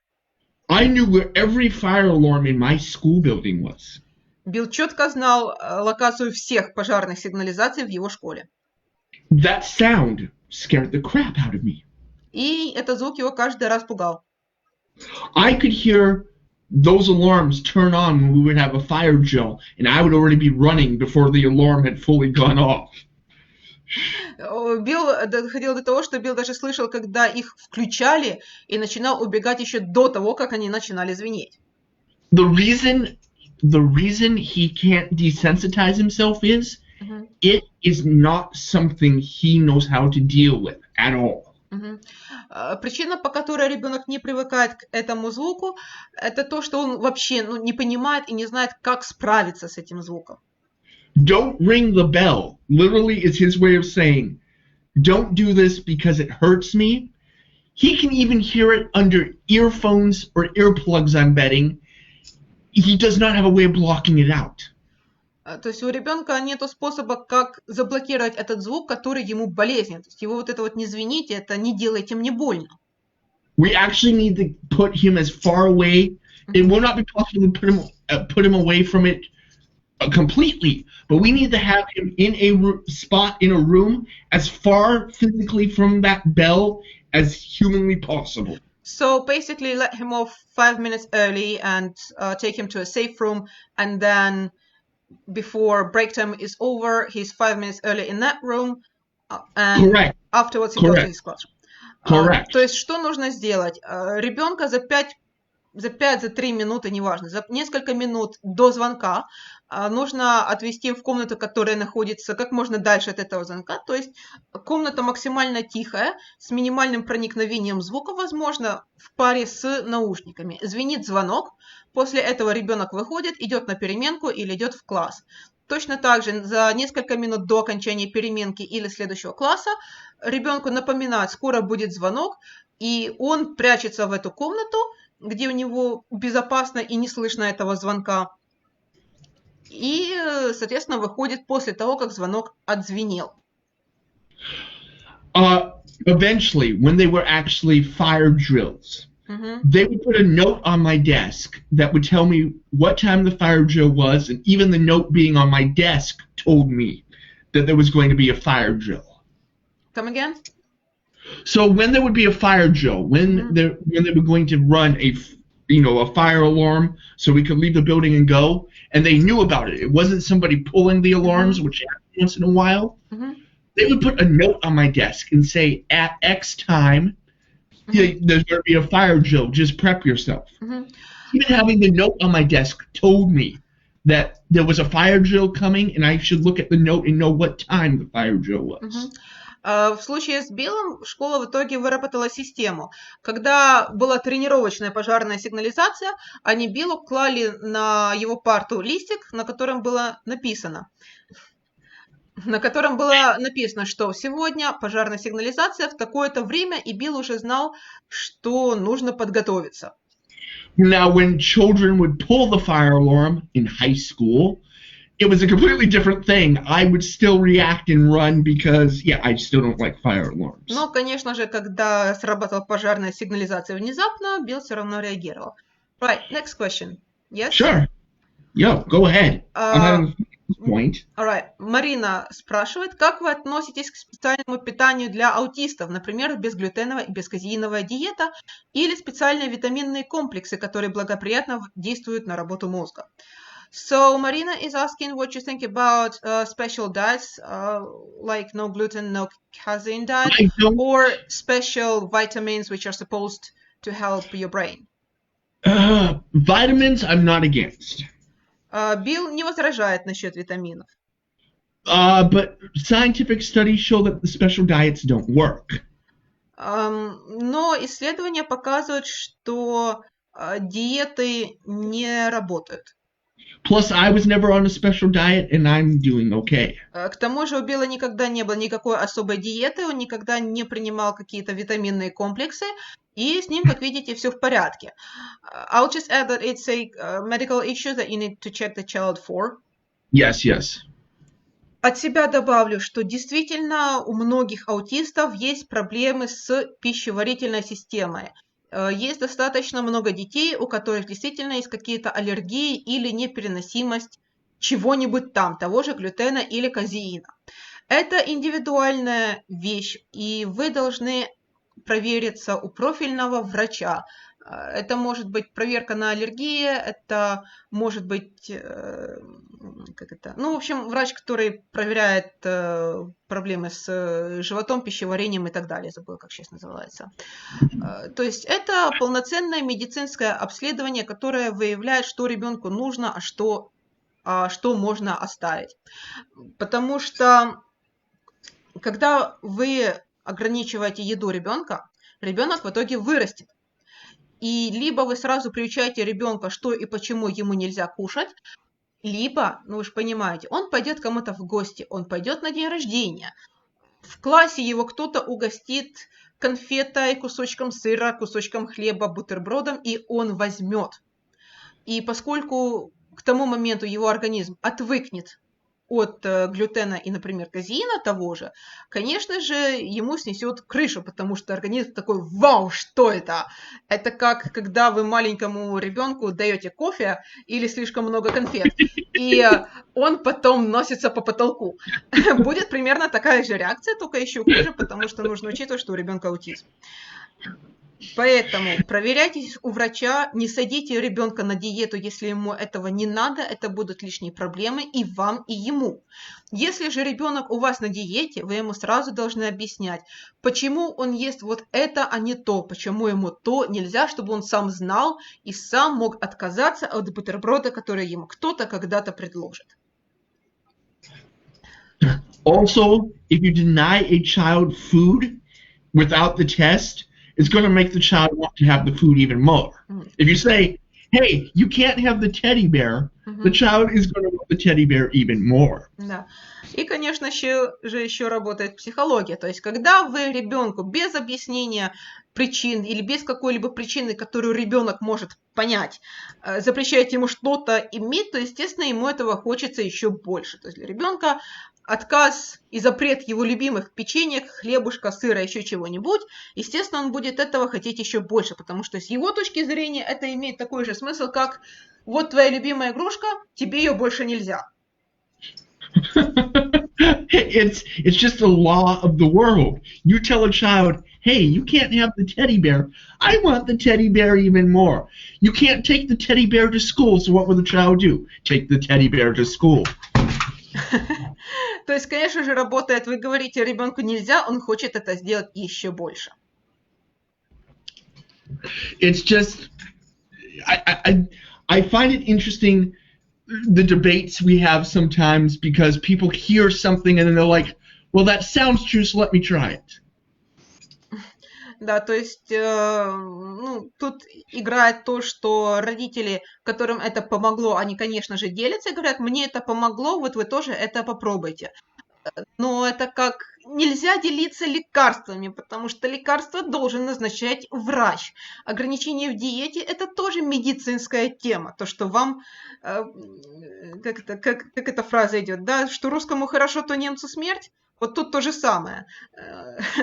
То есть и одному ребенку эта диета поможет, а другому ребенку из-за нее может быть плохо. Вы не знаете.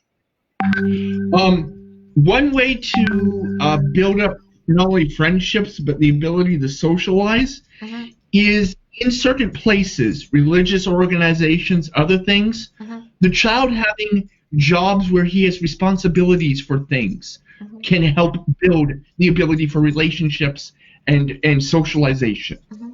И возвращаемся к основной теме нашего сегодняшнего разговора. Когда у ребенка есть какая-то ответственность в сообществе, это может ему очень помочь в развитии как коммуникации, так и дружбы. Например, ребенок может быть ответственным за то, что он расставляет пластиковые тарелочки, когда вся группа садится кушать. Или же он в своем клубе ответственный за то, что он собирает мячи вместе с другими детьми.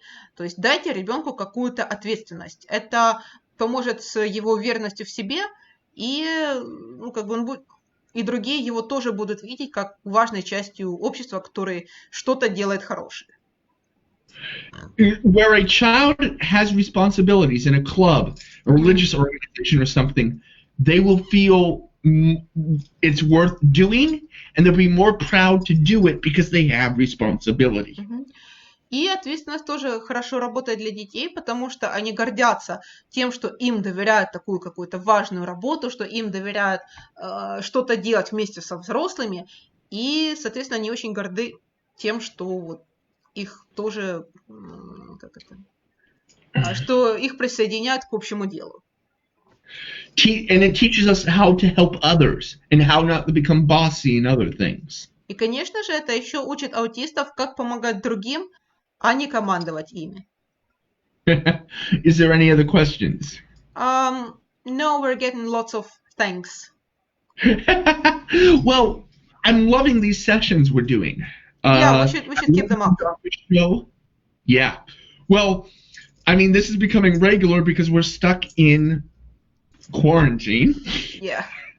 I will be happy when quarantine is done so I can come and visit people and do what I'm doing here in person.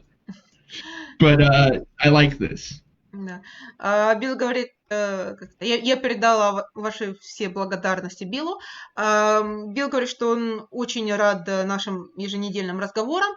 Он будет, конечно, еще более рад к тому, когда закончится карантин, и он сможет помочь вам всем лично. пока занимаемся как можем в режиме онлайн. Ребята, у вас последний шанс задать какие-то вопросы, после чего мы будем заканчивать стрим. I just called out, given a call out, if anyone wants to ask a question, it's their last chance to do so. Let me talk about one thing for 1 second that you wanted me to talk about and Stephen and I never touched on. Yes, we got derailed by many questions. Actually, we can use that as a topic in the future. Actual romantic relationships, but that's in the future. We can do that with Stephen. Sure. I'll talk about this now. How you build a romantic relationship, it usually starts out as a friendship, or like certain people, me, you're completely unaware that the other person is in love with you and that you're in love with them and you have to talk it out with somebody else, and then you start the relationship. Значит, на моем вчерашнем стриме был вопрос насчет того, как происходят романтические отношения у аутистов. Билл говорит, что часто для аутистов это начинается от дружбы и развивается такая романтика, а у других людей наоборот. Например, как Билл, который вообще не знал, что он нравится девушке, а потом, когда он это понял, он долго думал, нравится ли она ему и хочет ли он иметь с ней романтические отношения, и ему нужно было проговорить эту тему с близкими, проанализировать, пока он понял, что да, он хочет это сделать. I've known since I was a young boy, before I could even remember anything else, that I want to get married, I want to have a family, I want to do these things. But when I entered the relationship I'm in currently, I didn't know I was in love until I talked it out with a family member because I wasn't sure what I was feeling at all. То есть Билл с детства знал, что он хочет иметь семью, он хочет иметь детей, но для него это было достаточно абстрактно. И поэтому, когда он влюбился, он сначала не понимал, что он ощущает, и ему пришлось это проговорить со своими близкими и понять, что, так вот это чувство, это влюбленность. Ага.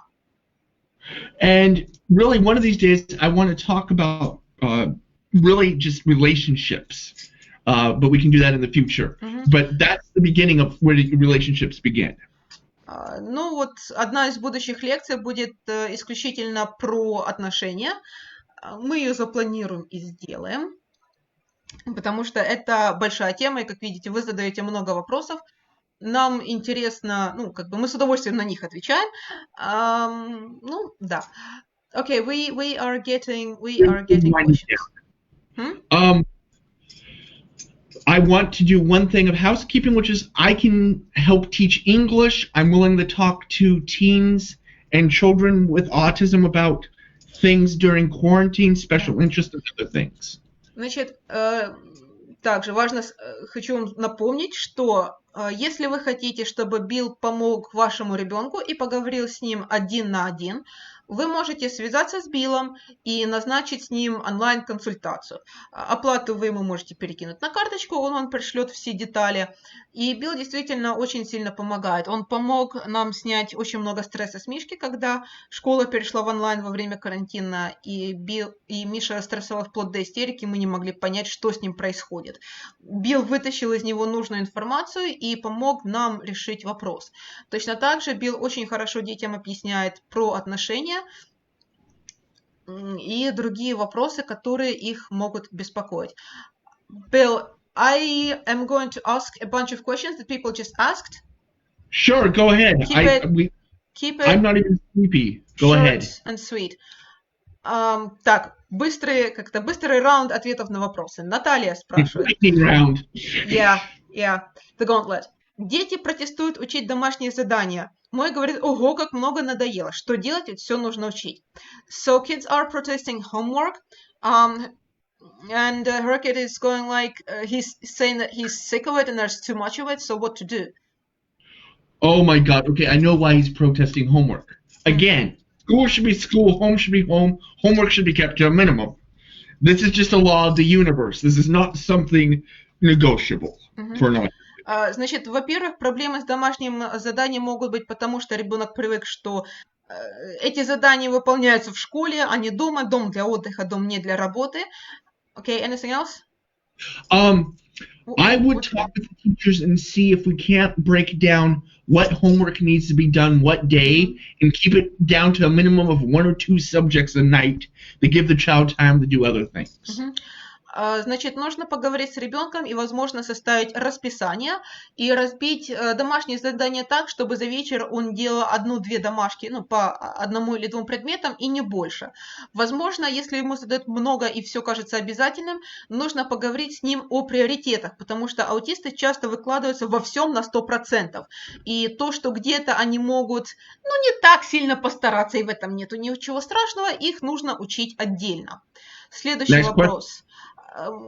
Ольга спрашивает, как учить понятие время, где-то абстрактное понятие. How to teach the kids time, Bill? Oh, that's too long of a subject. We'll cover it in another video. Про время мы будем говорить в другом варианте. Коротко скажу, что сначала учите понятие сейчас, потом учите, растягивайте до 3, сейчас, потом, а потом. Потом можно разбивать день, там, типа завтрак, обед, ужин и учить дальше по часам. Виктория спрашивает, как Билл контролирует свои стимулы во время переживаний. Bill, how do you control your stimming when you're anxious? I try to make it as least obvious as possible. Билл в первую очередь старается их сделать настолько незаметными, насколько это возможно. If maybe you've noticed, maybe you haven't, but I've been stimming almost the entire time of this video. Возможно, вы не заметили, но Билл стимил все это видео. I've been playing with my keys, playing with other things, doing things. Билл игрался со своими ключами, игрался со своим мячиком, ну и делал другие вещи. So there's that. Next question. Да. Какая-то привязка к урокам. Так. Влада спрашивает, с точки зрения христианства, как вы смотрите на мастурбацию? So, as a Christian, what do you think about masturbation?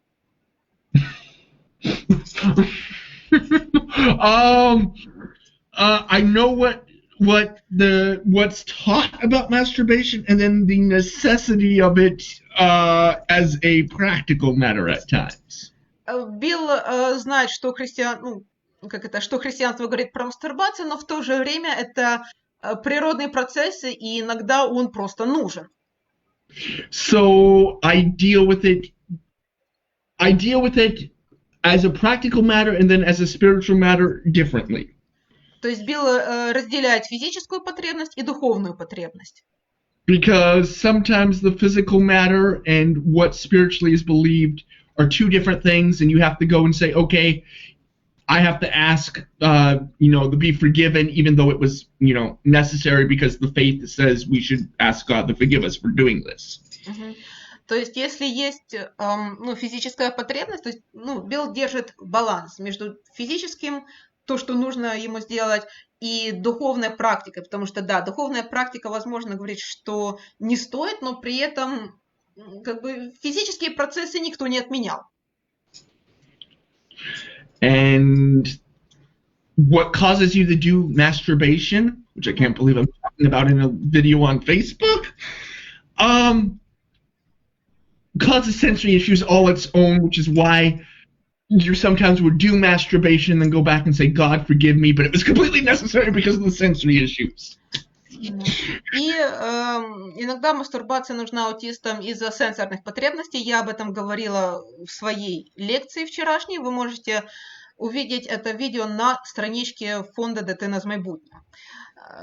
То есть, если это нужно, Билл это делает, потом молится о прощении, потому что никуда. I think we will be finishing on that note. That's it for questions. That was one of the most embarrassing... before 3 years ago, I would have never answered that question on Facebook, and you know this. I do indeed. Итак, мы заканчиваем. Спасибо за то, что нас слушали. Подписывайтесь на нашу страничку, подписывайтесь на Билла, пишите ему, если вы хотите индивидуальную консультацию. Если вы хотите... Yeah, I'm advertising everything, so don't worry. Yes. Сканируйте наш QR-код внизу в углу. Там есть ссылки на нашу официальную страничку фонда, там есть ссылка на нашу страничку, там, где мы просто общаемся, то есть поддержка между родителями, специалистами и прочими. И ссылочка, конечно же, на наш официальный сайт. Bill, just say goodbye. I'll be in group this week, as I usually am. I'll answer questions in group when I'm in.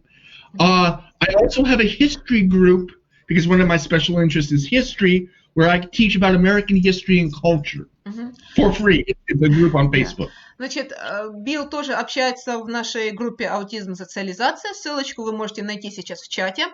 Также Билл начал свою группу, которая отвечает его специнтересам, где он бесплатно обучает и рассказывает про историю США. Также, если вы хотите позаниматься английским с Биллом, это тоже возможно. I can't wait to hear from my mother what she thought about that last question. This is going to be interesting, because before 3 years ago I wouldn't have done this. Да, Билл говорит, что пока он не приехал в Украину, где многие задают вопросы по сексуальной теме развития своих детей, он бы ни за что не ответил на такой вопрос, тем более в стриме на Фейсбуке. Все. Всем доброго вечера. Thank you. Увидимся на следующей неделе.